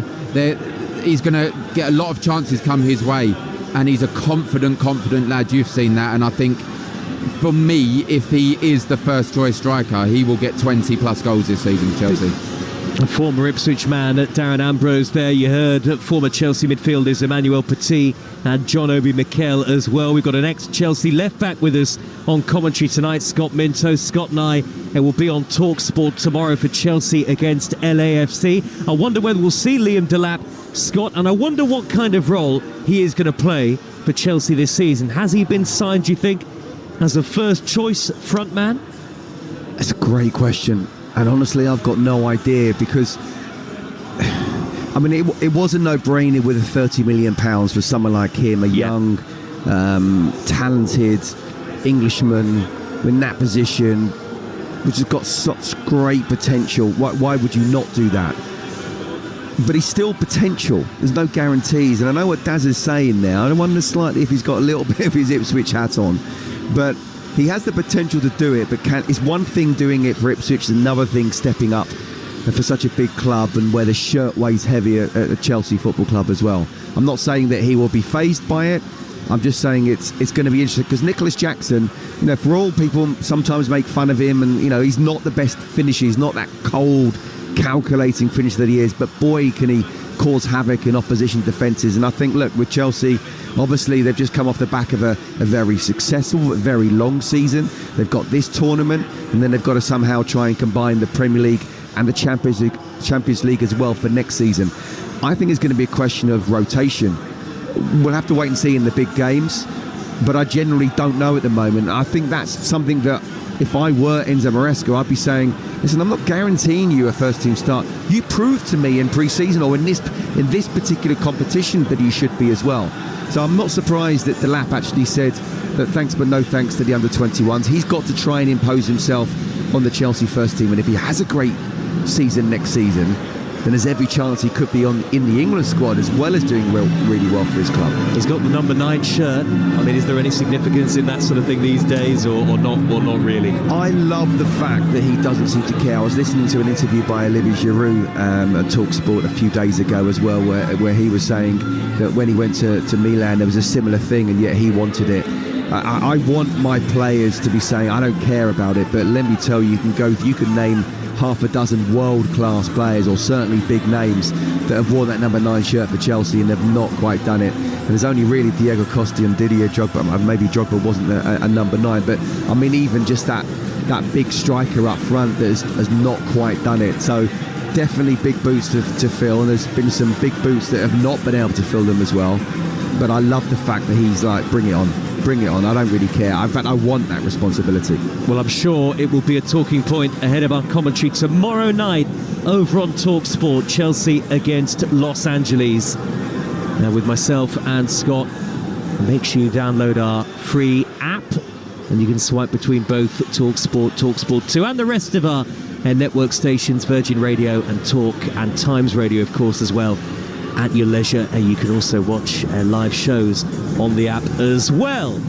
PSG back on the field of play here in California. 33 degrees and temperatures still rising. A 2-0 PSG lead against Atletico Madrid, and a very impressive showing from the newly crowned European champions for the very first time. And they've blown Atletico Madrid away really in the first half so far, and no response from Diego Simeone's side, or very little in response, and they have a lot of work to do. And no sign of any half-time changes as yet so far, as Atletico Madrid come back out onto the field of play. Had that one effort through Antoine Griezmann just before PSG's second goal, which was a beautiful move on the transition, finished in style by Vitinha. Fabian Ruiz with the opener, 19 minutes in, and Paris Saint-Germain halfway through to what you would expect will end up being 3 wins from 3 in the group stages. This is Group B of the new Club World Cup. Just a little exchange there between Antoine Griezmann and Marquinhos, I think it was. All smiles, those two. And we're about ready to get underway for the second half. There is a half-time change for Atletico Madrid. Not surprisingly, it's in the midfield area where they were completely outplayed. The club captain, Koke, is onto the field, and Samuel Lino is the man who has been sacrificed at the break. So that might mean Antoine Griezmann shifting to the left-hand side in a midfield 5. We will see. Atletico Madrid getting ready to get the second half underway, live here on Talksport 2, and they do exactly that. Atleti replicating PSG's tactic from kick-off, belting the ball out of play and into the corner to gain some territory. And we are off and underway for the second period. Atletico Madrid from left to right in their red and white striped shirts, red shorts and red socks. PSG all in dark blue with red trim, playing from right to left, and a foul by Gonzalo Ramos on the near side of the field. Free kick given by the referee Istvan Kovac. It is PSG 2, Atletico Madrid 0. And that one change at half-time for Atleti. Koke on for Lino. So it's Oblak in goal, Llorente, Lenormand, Longley and Gallan. Simeone, De Paul, Barrios and Koke, with Griezmann and Alvarez up front for PSG. Donnarumma is the goalkeeper. Hakimi, Marquinhos, Pacho and Nuno Mendes. Jean Neves, Vitinha and Fabian Ruiz. Doué, Kvaratskhelia and Gonzalo Ramos are the front three. Quickly taken free kick by Atletico Madrid into the penalty area, and a sprawling save by Donnarumma at the feet of Giuliano Simeone, but the offside flag was up anyway, and it's a Paris Saint-Germain free kick. Here's Scott Minter. Yeah, but at least they're trying something, aren't they? Trying to do something forward. Simeone running offside, and perhaps he doesn't need to with the pace that he's got, but still, it's a very positive start to the second half, which is what you want to see. Well, it feels like the tournament has arrived really with this game. That goalless draw between Al Ahly and Inter Miami, instantly forgettable earlier. And yes, Bayern Munich scored 10. It was good fun for them, less so for the amateur side of Auckland City.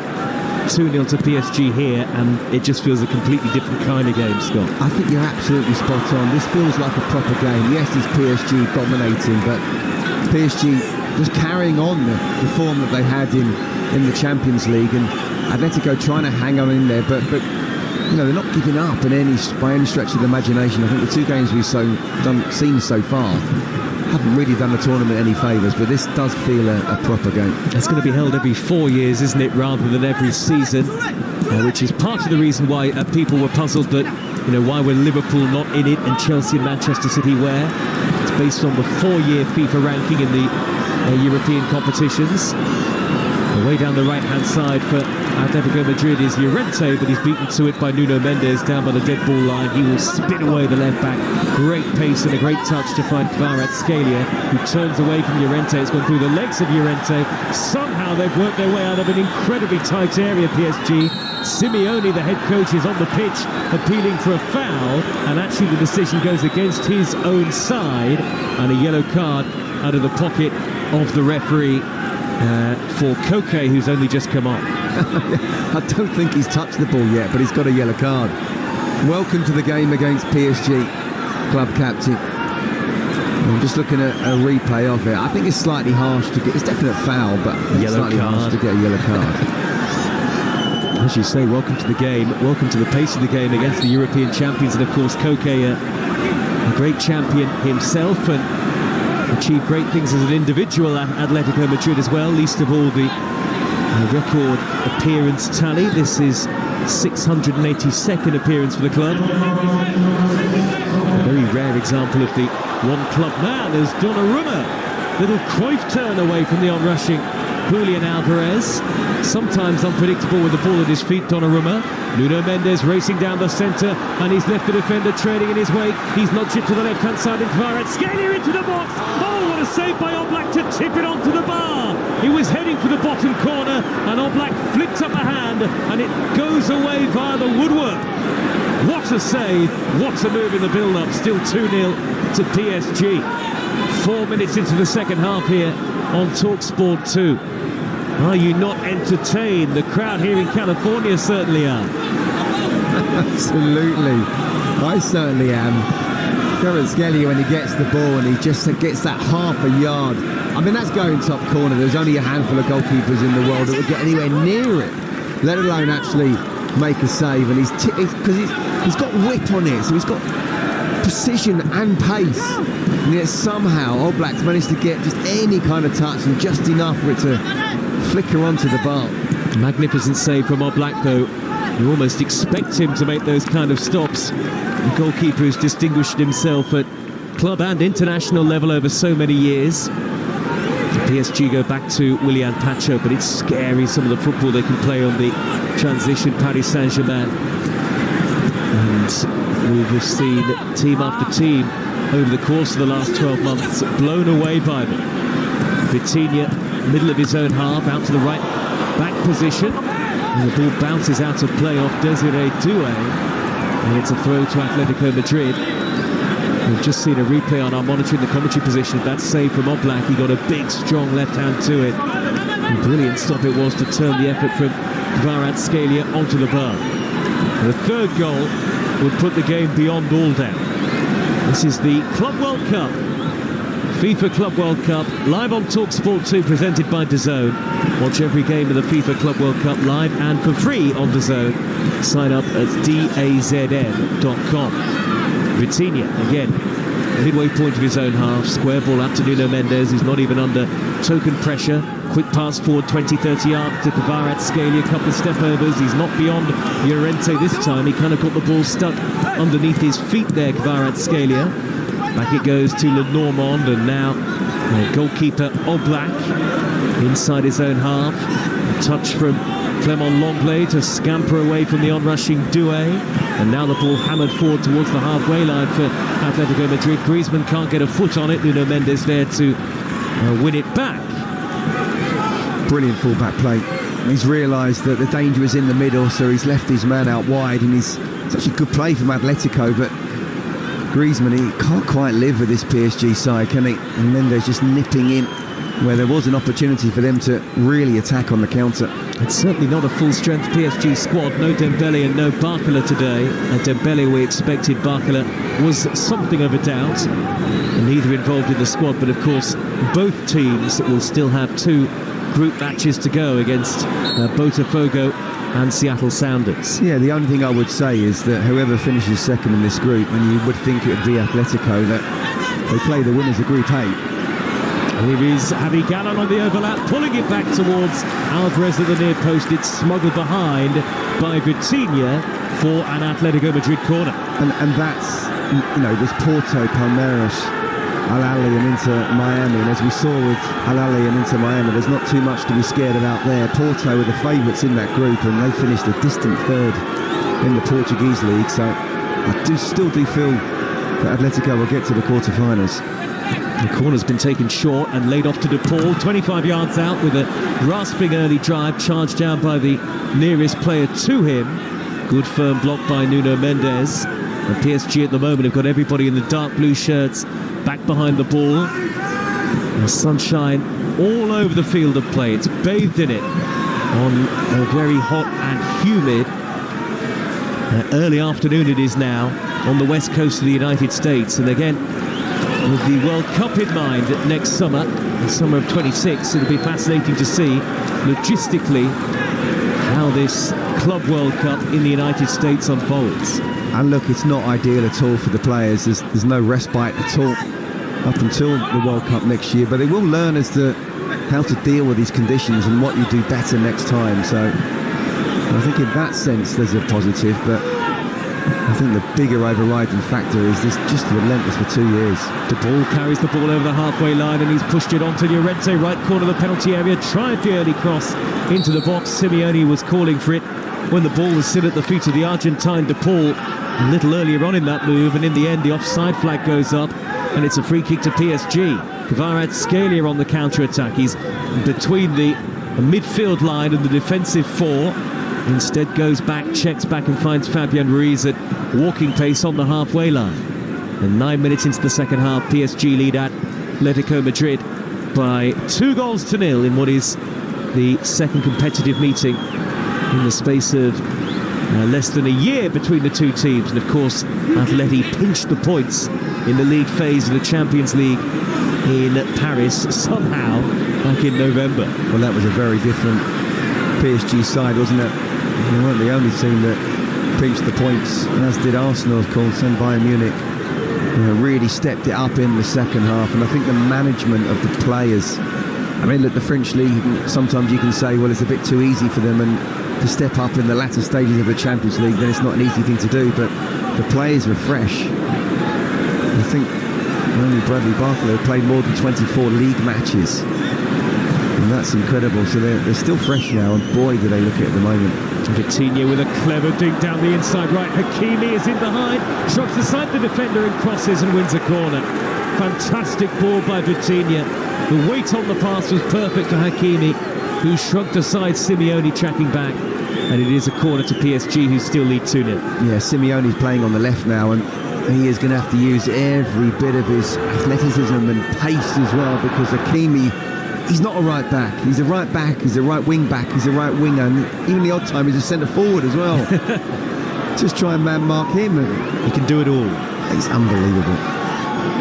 Scott Minto, former Chelsea defender, with us for commentary on Talksport 2. Scott and I will be across Chelsea's game with our LAFC tomorrow night live over on Talksport. Nuno Mendes with the in-swinging corner, punched away by Oblak. Good height and distance on that two-handed punch. It'll drop though at the feet of Desiree Doué in the dark blue of PSG. Left edge of the penalty area, whip ball in, right-footed reverse ball.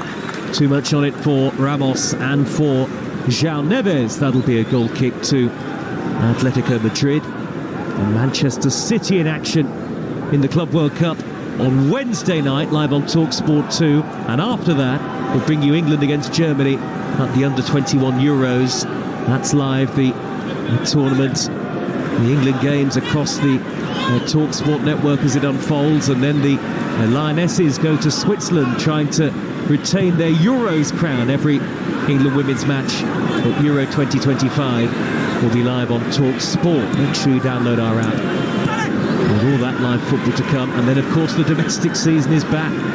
Well under 100 days now, would you believe it?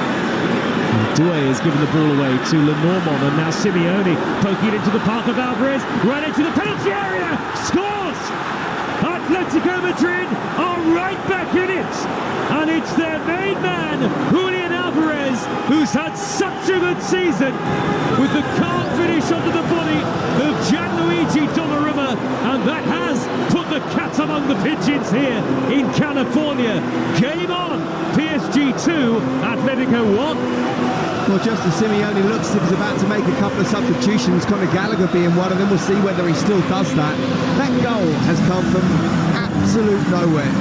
PSG will feel there should have been a foul on them. It wasn't given. Play on. And Nuno Mendes, and I talk about how good a player he is, both attacking and defending, and he wasn't able to get back.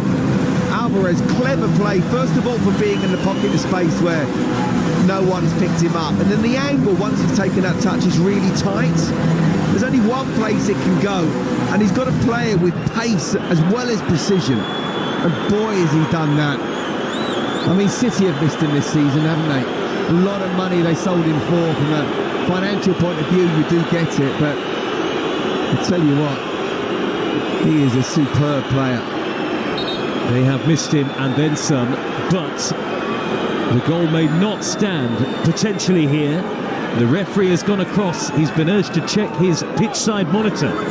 Bastian Dankert, who's the VAR, very experienced referee from Germany, is Van Kovac beneath these cloudless blue skies, floodlights on, is checking whether there was a foul on Doué in the build-up, and it looks like there was, Scott. He's going to overturn it. But I don't like this. It was a foul, but this is where the referee's call and VAR for me should be a real light touch.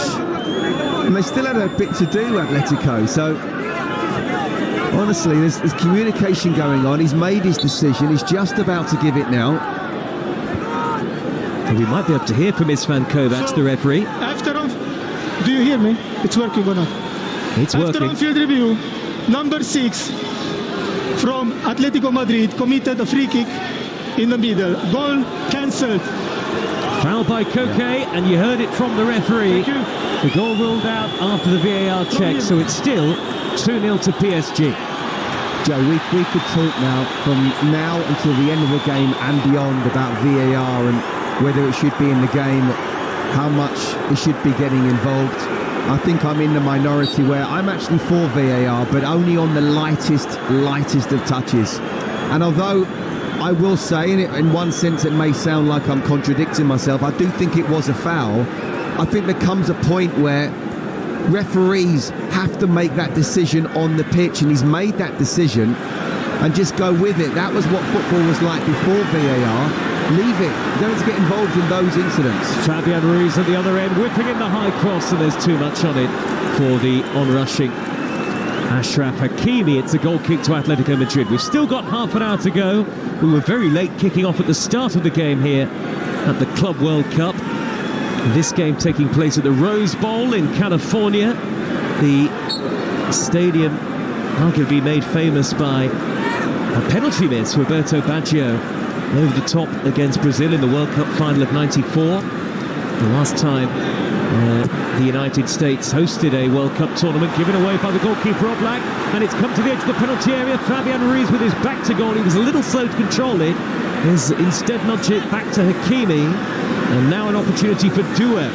Inside right channel, inside the penalty area now. Back to Gonzalo Ramos in a very tight area. Due shot aside on the edge of the box, and Simeone leading a counter-attacking charge for Atletico Madrid. He's been fouled, and Marquinhos is going to get a yellow card.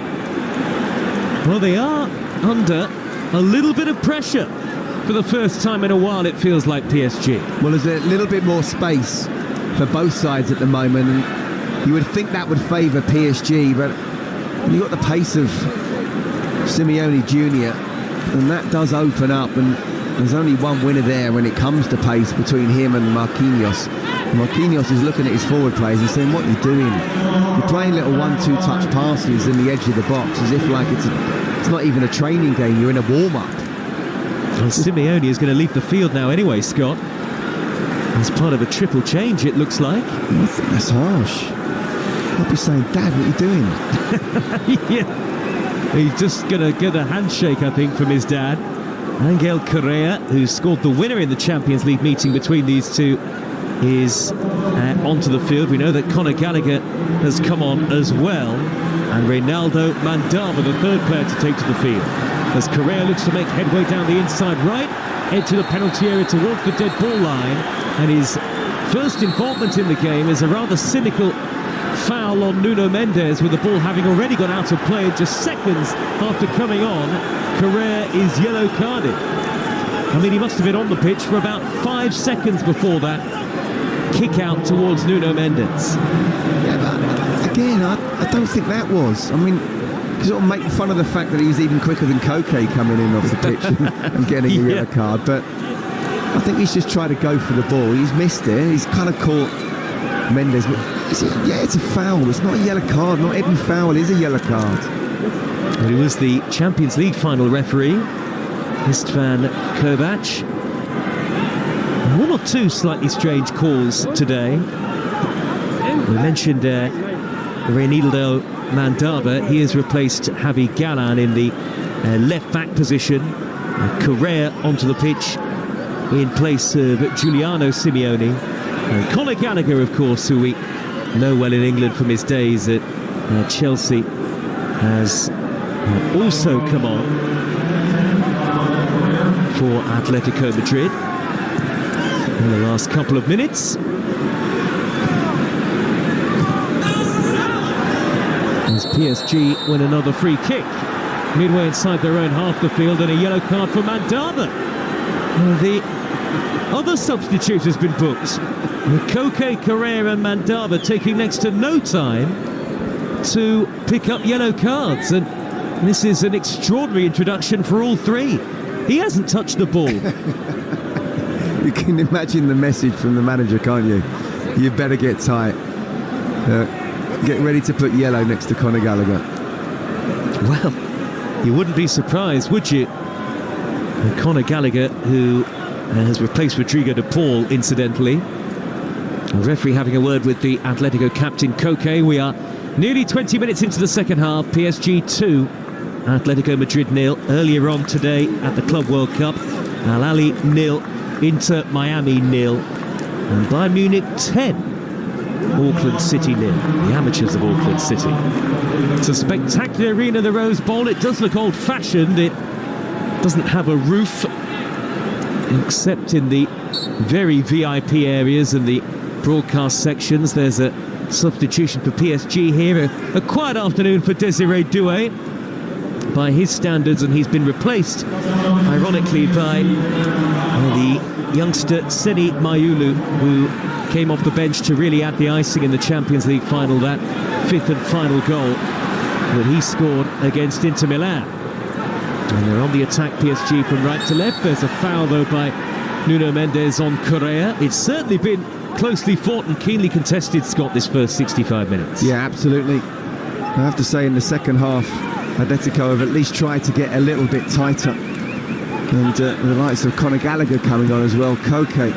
You know, it's all about energy. We talked about how Simeone won't want them to tire. Well, they've certainly got energy on the pitch.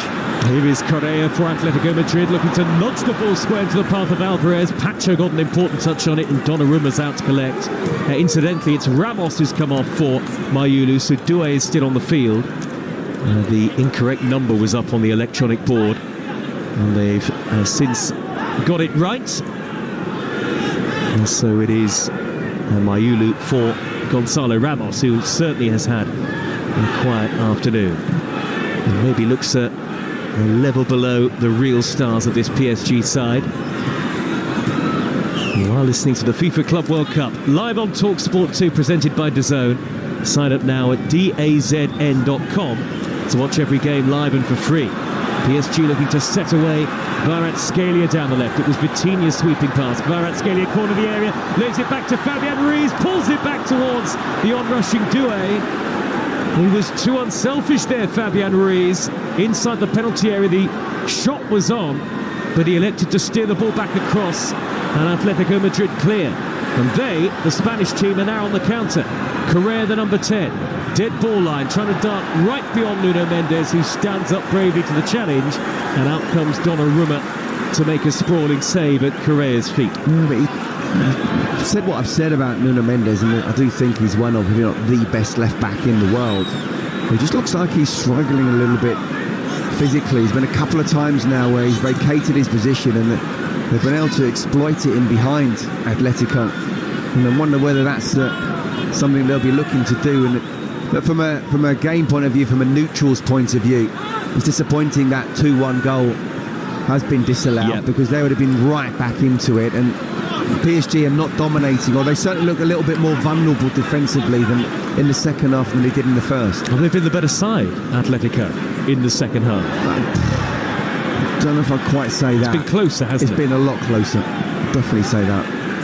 Marquinhos midway inside his own half for PSG, who won the treble, of course, in the regular season, scoring just the 152 goals in the process, 2 today.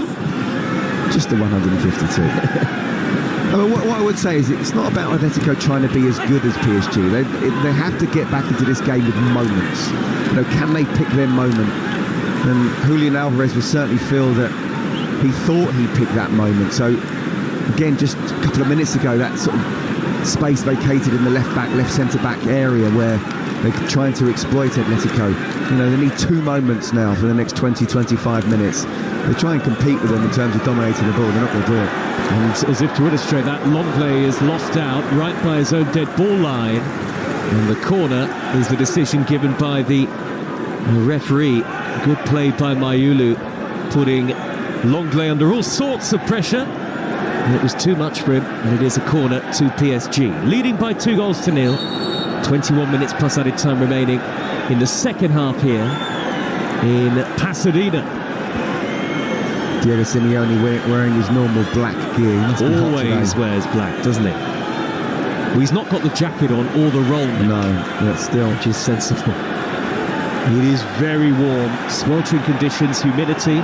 Maybe starting to come into play now as we're into the final quarter, of course. Nuno Mendes takes the corner short, gets it back from Kvaratskhelia. Lovely ball whipped in, maybe just slightly overhit. And it's gone behind for a goal kick in the end. Lots of noise in the crowd. You don't often see this at a football game. A Mexican wave going around, and actually it is quite a spectacular sight at this massive stadium. Yeah, it's great to watch, great to listen to, great to be involved in. And, we wondered how full the stadium would be. I don't think you get many better group stage games than a PSG against Atletico Madrid, and certainly the fans have come, enjoying it. It's got much busier as this game has gone on, actually. The midday kickoff may be too early for some. We're into the cooling break with 20 minutes to go. Drinks break for both teams. And Atletico have just made another substitution. Off goes Pablo Barrios, and onto the field comes Alexander Sorloth, who a long time ago now, or at least it feels a long time ago, had a couple of years at Crystal Palace, didn't score a league goal, but his form for Atletico in the last 12 months has been excellent, and 7 goals in his last 4 games for Sorloth, including all 4 against Real Sociedad. All those came in the first half in La Liga, and he scored a hat-trick in the final 22 minutes, Scott. against Girona on the last day of the season. So we've got another one coming up, 20 minutes to go here. Well, it's a bit like, well, what more can I do, Gaffer? You've put me on. I want to make an impact. Scored a hat-trick. Can't I play He's the next an impact player. Absolutely. No, but he's... I think in terms of, certainly in Spanish football, it's a great person to come off the bench if you need another goal, and he is a good finisher. He's become a much more accomplished finisher over the years. And we'll have to wait and see whether he can do something out of nothing. And sometimes moves just don't work out for a player. It didn't work out at Crystal Palace, but he's getting better, isn't he, as he gets older? And not quite 30 yet, Alexander Sorloth. 2 lovely goals in the first half for PSG, have them 2-0 in front. Both brilliantly converted by Fabian Ruiz, and then Vitinha striding through the middle really to score the second. Julian Alvarez with the goal ruled out after a VAR check means that Atletico are still 2-0 down. Still Mexican waves sweeping around the stadium here. And a couple of changes too for PSG, who brought on Warren Zaire-Emery and Kang-In Lee as well. And Fabian Ruiz and Kavica Kvaratskhelia are the two who have gone off. So changes aplenty. With 18 minutes left, Talksport 2, Conor Gallagher's cross hits the back of Nuno Mendes. The ball ricochets into the path of the tall fullback Llorente, who is a very versatile player, can also play in midfield. Now the ball is out on the right-hand side with Mandava, the left-back, who, just like Carrere, was booked mere seconds after coming on. PSG have it now, comfortable possession with the feet of Vitinha. And Vitinha, who has probably been just about the best player on the field today. Back to Pacho. And Pacho finds Nuno Mendes in the left-back position, all the way back to goalkeeper Donnarumma, who has not had a serious save to make in the event. And Donnarumma, a giant goalkeeper, all in green, 6'5", the Italian. Hakimi forward from the halfway line to the feet of Lee, and a good reverse ball aimed right down the middle. Out comes Oblak, not the best of clearances. He was miles outside his penalty area, bailed out in the end by Conor Gallagher, who manages to hack it further forward up to the halfway line. And PSG have got it again with Doué back to the centre circle now, where João Neves is waiting. And PSG have found that measure of full control again, I think, since the cooling break, as it's known. 2-0 up, 16 and a half to go. Doué can't spin beyond Llorente. Yeah, look, they did the hard work in the first half. It would have been interesting if VAR hadn't got involved and it was only 2-1. And they could have got a little bit nervous. We do feel at 2-0, it will be very difficult to Atletico. Again, I talked about moments, to find 2 moments now in the last 15-20 minutes.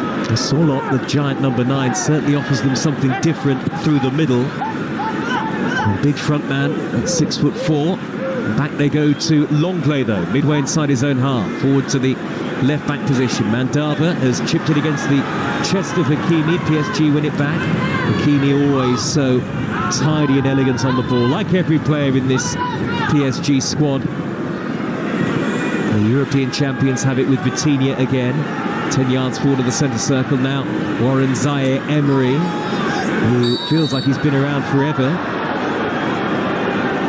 A free kick given by the referee for a foul on Koke in the middle midfield, and Atletico Madrid have possession back. But there isn't long left for them to try and turn this game around, and it would be an extraordinary turnaround if they were to do so at this point. Certainly it's felt like a more competitive encounter from their perspective in the second period. Yeah, look, he's made the substitutions, Koke being one of them early in the second half to add that little bit of intensity. But again, I go back to the fact that the hard work was done in the first half.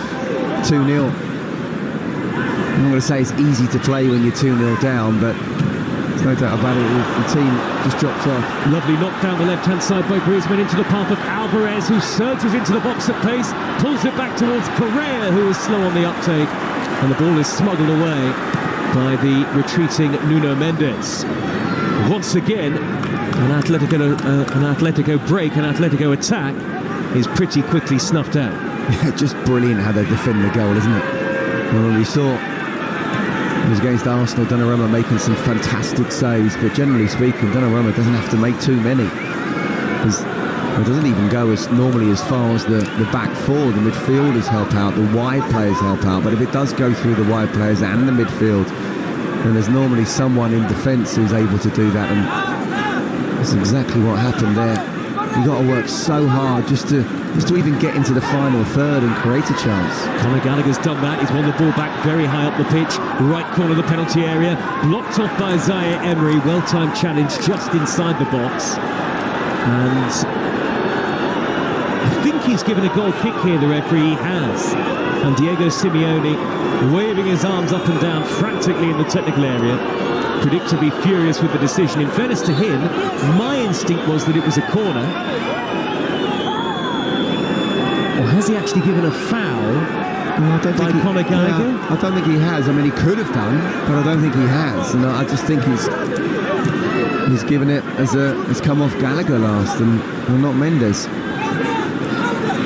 Lee for PSG into the centre circle, and Vitinha sweeping angle ball to the left. Desiree Doué to take on Llorente, and Doué has rolled it through into the penalty area towards Mayulu, and out came Jan Oblak after Mayulu's touch, scored off the bench in the final. Oh, he's won it back and he's laid it square to Hakimi, who has put it wide. It was almost an empty net, and Jan Oblak is screaming at the referee. He feels he was fouled. Somehow the goalkeeper lost possession right in front of goal, and it should be 3-0 to PSG. There's a yellow card for Oblak, I think, for complaining. It was also waved in the direction of Longley, who has already been yellow carded, but I think the booking is for the goalkeeper, who tried to throw the ball out, and he knocked it straight against Mayulu. And in fact, has Longley been sent off? It looks like he has. The red card out of the pocket of the referee. The second booking of the day for Clément Longley. And he is sent off with 12 minutes to go. And Atletico Madrid will have to play the remainder of this game 2-0 down. And with 10 men, Longley has been booked for the second time. Right, so let's try and get this in order. First of all, Oblak's had the ball and he's tried to roll it out, but actually it wasn't as if Doué was trying to make a foul on it at all. Oblak almost didn't see him there, so I think the referee's right by letting it play on. I thought Hakimi could have done better, but there's an Atletico player who actually came across, and I was with you. I thought Oblak would got the yellow card initially. Longley dismissed. Hakimi with the corner, which eventually came from all of that, having been taken short, has worked him back out wide to the left, and Doué again. And Doué to take on Griezmann, and that surely ends the game as a contest, that red card. Header away by Gallagher inside the penalty area. It'll drop for Zaire Emery, who looks for the run of Kang-in Lee, but he can't get the ball under his control. The thing is, the way that Oblak came out, he was absolutely livid. His body language is like, I'm thinking he's going to get a yellow card here. And Clément Longley's just sort of come across. He's, again, if you don't know what he said, it doesn't look as if he's sort of done anything wrong. But clearly, the words that he's used has meant that he's got to get another yellow card and therefore a second one and a red card. But I'm not even sure the referee realised immediately he'd booked him first time around, because he had the yellow and he wasn't looking for his red straight away. Off go Nuno Mendes and Desiree Doué. On comes another young star, perhaps of the future, Ibrahim Mbaye, who only signed a professional contract in February, made 10 senior appearances over the course of the regular season. Luca Hernandez replaces Nuno Mendes in the left-back area, meanwhile. Had a busy day so far, the referee. And Atletico Madrid not happy with this Van Kovac. They're probably feeling that Oblak should have had a free kick in the incident that led up to Longley's sending off.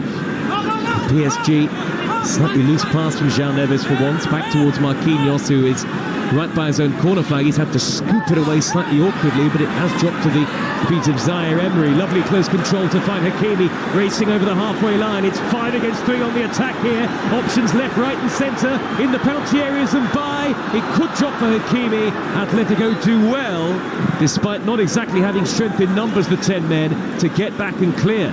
Up towards Sorloth, who's tried to chase his own flick on. He's bundled over Marquinhos, but Marquinhos was still able to steer the ball into touch. It has been entertaining, Scott, and the pace of the game has remained.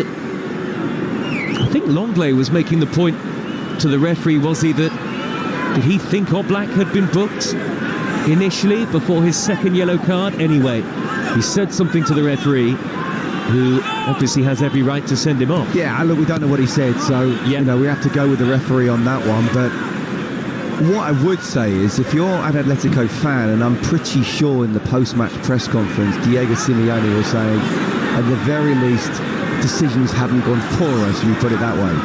I think they can argue with some of them.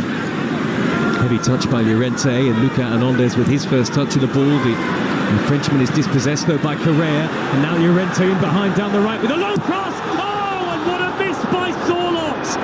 He's 3 yards out. An empty net beckoned, and looks of disbelief all around the Rose Bowl as Sorloth sends that high into Rose Ed. That is one of the most extraordinary misses you will see. And it stays 2-0 to PSG against the 10 men. That was the chance for them to get back in it. It's an amazing miss. Joe, they're not going to get a better chance. They're not going to get a better chance if they play PSG for the next 3 nights. I'm telling you now, he's 3 yards out. Yes, it's on his left foot coming across, whipped in, but that is exactly what forwards and strikers want. It's an open goal. You don't even have to just use the pace of the cross. Just make sure you get good connection on it, get over the ball. And he didn't. My goodness, what a moment that would have been. And I tell you what, that would have made things interesting as well with 10 men. They are still 2-0 down, Atletico. One of the misses of the year from Alexander Sorloth. And they can happen, but he will not want to look back at it again at all. Llorente inside his own box, back to Oblak with a rather rushed and hurried clearance, and the ball has spun off the top of the head of Alvarez and has floated out of play. He's done well, Marcos Llorente. When you think about the players you're coming up against, you're on the back foot the whole time with the conditions, the heat, the humidity, and Kvaratskhelia running at you, and if he doesn't, then Zaire Emery can come at you, or they can actually switch rings and do it. And yet he's always tried to get forward as well, and he put a great ball in there, and he's done that 3 or 4 times today. It's not easy when you're on the back foot from a mental as well as a physical point of view. And that's the voice of Scott Minto, former Chelsea and Benfica defender, who will be alongside me for commentary of Chelsea against LAFC at the Club World Cup tomorrow night on Talksport. And Bai raining down the left-hand side and chipping in the cross towards the back post, and it got a touch off the chest of Mandava and bounced into the gloves of Oblak. He was a little lucky there, Mandava, that Mayulu wasn't on the end of that deflection. Luis Enrique still asking for more from his PSG team. They lead the 10 men of Atletico Madrid by 2-0. Is it maybe a little more stretched than Luis Enrique would want the game at the moment, with 6 minutes of normal time left? Yeah, look, I mean, it's been a really good performance, you have to say. As much as I say some decisions, or certainly Simeone could argue that decisions have not gone for Atletico, there's no doubting that PSG have been the better side. And what I would say about Marcos Llorente, he's done pretty well there, but the last thing you need when you are out on your feet and being passed around is you see off Kvaratskhelia, and then Mbai comes over to your side and runs at you like he did just there. He is already predicted to be one of the stars of the future, the teenager. And on the right-hand side for PSG is Hakimi. Further wide, trying to come in field from the touchline is Lee. And back now into the middle of midfield, and the touch from Mayulu to Marquinhos. Lovely football and neat interplay from PSG, though they do have to go back into the centre circle, and Pacho now heading for another clean sheet, and picks up one, of course, in the Champions League final, that extraordinarily emphatic victory to lift the top trophy in European club competition for the very first time. And no doubt it would mean a great deal to Luis Enrique and co to win the Club World Cup, which feels like is going to grow in greater prominence as the years go by. And maybe it will help the fact that it's going to be held every 4 years rather than each and every season, it might give it a greater novelty. Yeah, I mean, it can't be every season, can it, with the Euros and the World Cup as well. Well, here is Mbaye inside the penalty area, tight angle, checks back onto his right foot, back now to Zaire Emery. They've managed to funnel everybody back behind the ball here, the 10 men of Atletico Madrid in the red and white. It has felt actually for some time in the game like a second yellow card might be coming for someone. Dinked in by Zaire Emery, brought down by Hakimi, steers it square, no final touch, cleared away by Llorente. And now it's come to Mayulu, who drills it into the bottom corner to make sure of the points for PSG. No question about it now.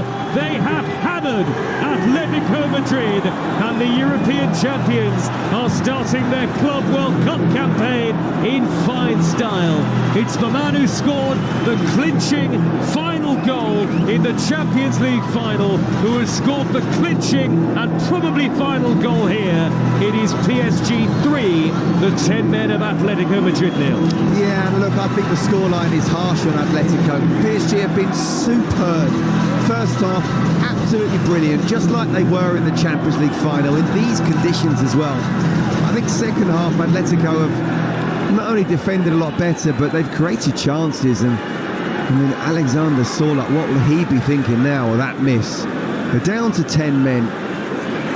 As I say, it's harsh, but football can be harsh. And Mayulu, absolutely the opportunities there. Strike it first time, give the no black no chance. 3-0, what a start to the tournament for them. And here they come again. Mayulu nearly reaches the pass inside the penalty area, but he wasn't on the same wavelength as Kang-in Lee. Looking behind him, Mayulu, as the ball was played. And Atletico are able to scoop the ball clear, but it is over as a contest now. It is 3-0 to PSG. And the 10 men have got 2.5 minutes plus whatever time is added to endure here. But PSG are setting their stall out as far as their challenge is concerned, no doubt about it. We'll call it off now.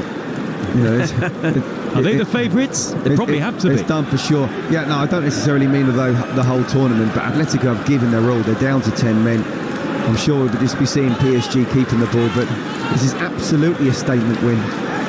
You know, again, we talked about how Atletico found a way to beat PSG with 28% ball possession earlier on in the season. Well, it was a very different PSG side, and we did wonder, can they just turn it on and off like a tap? Can they come back together after 4 training sessions and be as good as they were in the Champions League final? I'd definitely say the first half was. I'd say the second half, they've probably just taken the foot off the gas a little bit. But yeah, this is a very strong side, and they were my favourites at the start of the tournament, and nothing's changed my mind. In fact, if anything, I'd say even more so, because I did wonder about their mentality. Would they almost sit back? And they certainly don't be doing that. It'll be fascinating to see how Chelsea get on. They started their campaign on Talksport tomorrow night. Manchester City, what will their starting 11 look like with the new signings? Equally intrigued to see. And Talksport 2 on Wednesday night, and of course Real Madrid, Bayern Munich and Juventus are here as well. Yeah, obviously I would love to see Chelsea lift the trophy, but I think that's going to be a stretch to do that. I just don't think they're quite good enough or equipped at this moment in time. City, well, you mentioned about the players. Can they come in and look as if they've been a settled squad for a long time when they're not? And Mbaye with a curling shot, that's deflected from the edge of the penalty area. Hit Koke. And the 10 men of Atletico Madrid just trying to keep the scoreline down now at 3-0 behind. And the scary thing for PSG is they've come back as if the season's, you know, the next game after the Champions League game, and they're doing it without Ousmane Dembele. Yeah, that's important to know. The man who had an extraordinary goal-scoring record, as we know, over the course of the season, not involved, 33 goals in all competitions. I knew they'd be without him today, but they've really picked up where they left off in Munich. 4 added minutes at the end of the game.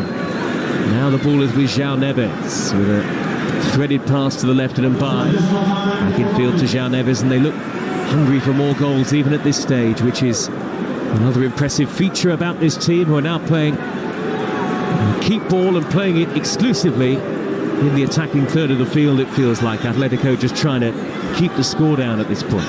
Yeah, and the good thing is that this is the most difficult game of the group, and you've won it handsomely.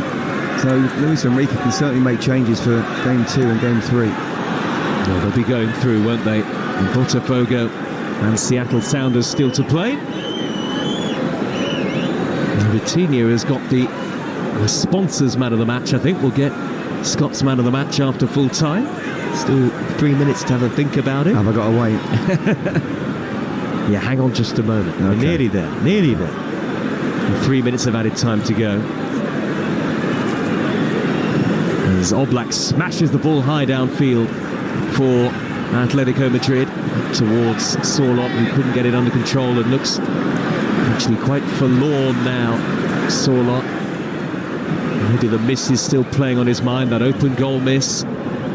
Zaire Emery for PSG, nudges it to the right, Hakimi back in field to Mbaye. There's a swagger about PSG, whoever's on the field. You can just sense the confidence levels are sky high. They couldn't get much higher for Paris Saint-Germain at the moment. It feels like everything is going their way. Yeah, absolutely. I do think that some decisions could have gone the other way, but no one can doubt, no one, that PSG have been the better side. And the scary thing is, this certainly first half, as good a performance as the Champions League final, and watching Vitinha and João Neves and Fabian Ruiz, not necessarily big names, but playing like big players. And they actually they don't look too tired right now as well. I'm seeing João Neves run everywhere from right to left and playing number 10 position. It's incredible. A very tough day in tough conditions for Atletico Madrid, who will have to go again against Seattle Sounders later this week. And on the left-hand side is Mbaye for PSG, escapes Llorente and right into the box and shoots. That's come off Oblak at the near post, might have hit the post as well. Atletico Madrid trying to clear, foul by Mayulu. Free kick given, and Jan Oblak has helped limit the damage, at least for now. Yeah, Mbaye's gone past Llorente as one of a number of Atletico players who just want to hear that whistle. He's out on his feet and he's got the pace of Mbaye running at him down the outside, and in the end it could have sneaked in between the post and Oblak, but he's just got enough of a touch. Well, it's nearly time up here at the Rose Bowl, and many in the crowd have already hit it out into the stunning California afternoon. Very hot. And actually there's a VAR check going on for a possible penalty kick now, and Koke's almost laughing as if to say, come on, you don't need to rub salt into the wounds here. No, you don't. Look, laws are laws, and they're literally 30 seconds away from what's already a 3-0 victory. There's been some decisions that you could argue could have gone the other way. Just leave it now, come on. 20 seconds left, and VAR still checking the incident. We're not exactly sure, and we haven't been shown what they are looking at yet on our monitoring the commentary position. Diego Simeone just says, just end the game now. Finish the game now. I mean, he knows it's done, doesn't he? Everyone knows it's done. Of course, you've had the 4 minutes now.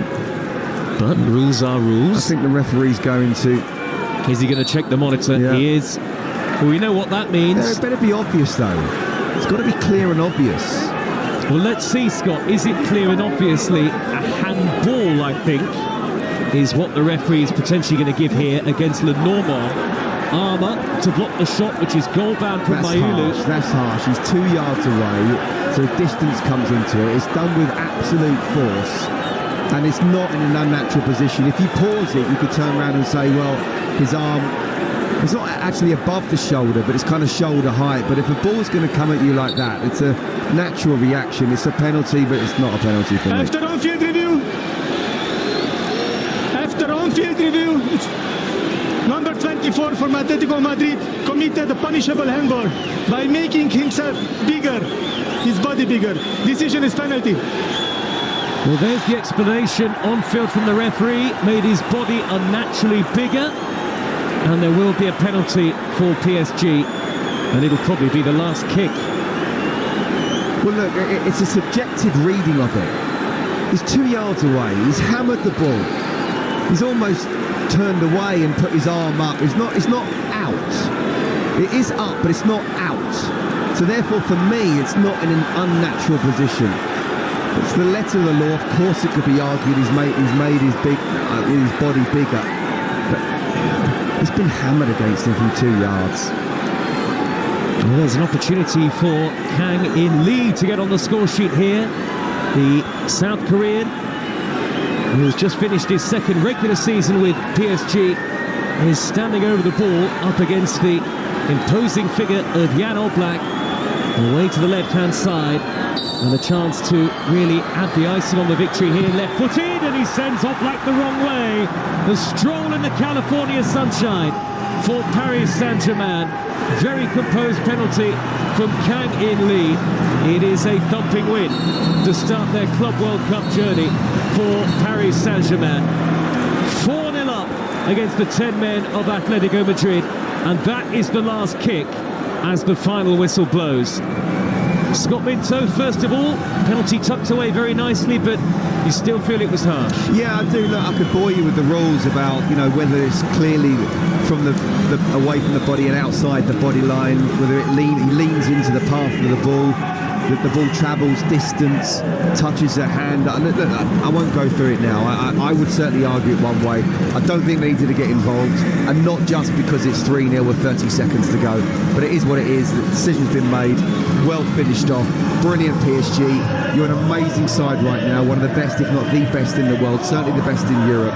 I wouldn't be surprised. This is a statement win to say anyone who beats PSG is going to win this tournament. Yes, the European champions have laid down the gauntlet at the start of the Club World Cup, the opening day of the new and revamped competition, and it is yet another big victory for Paris Saint-Germain. 5-0 over Inter in the Champions League final, 4-0 here against Atletico Madrid.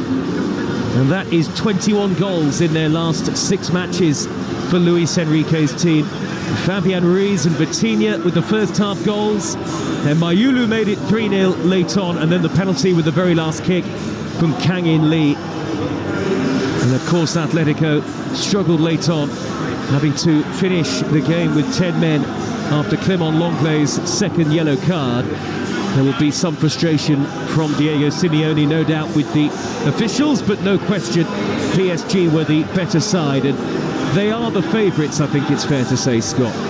Well, I mean, look, despite Bayern Munich winning 10-0 earlier, we know the position was there. There was a caveat. This is a tough side they came up against, and they absolutely dismantled them. That first half performance was sensational, and in this heat and humidity as well.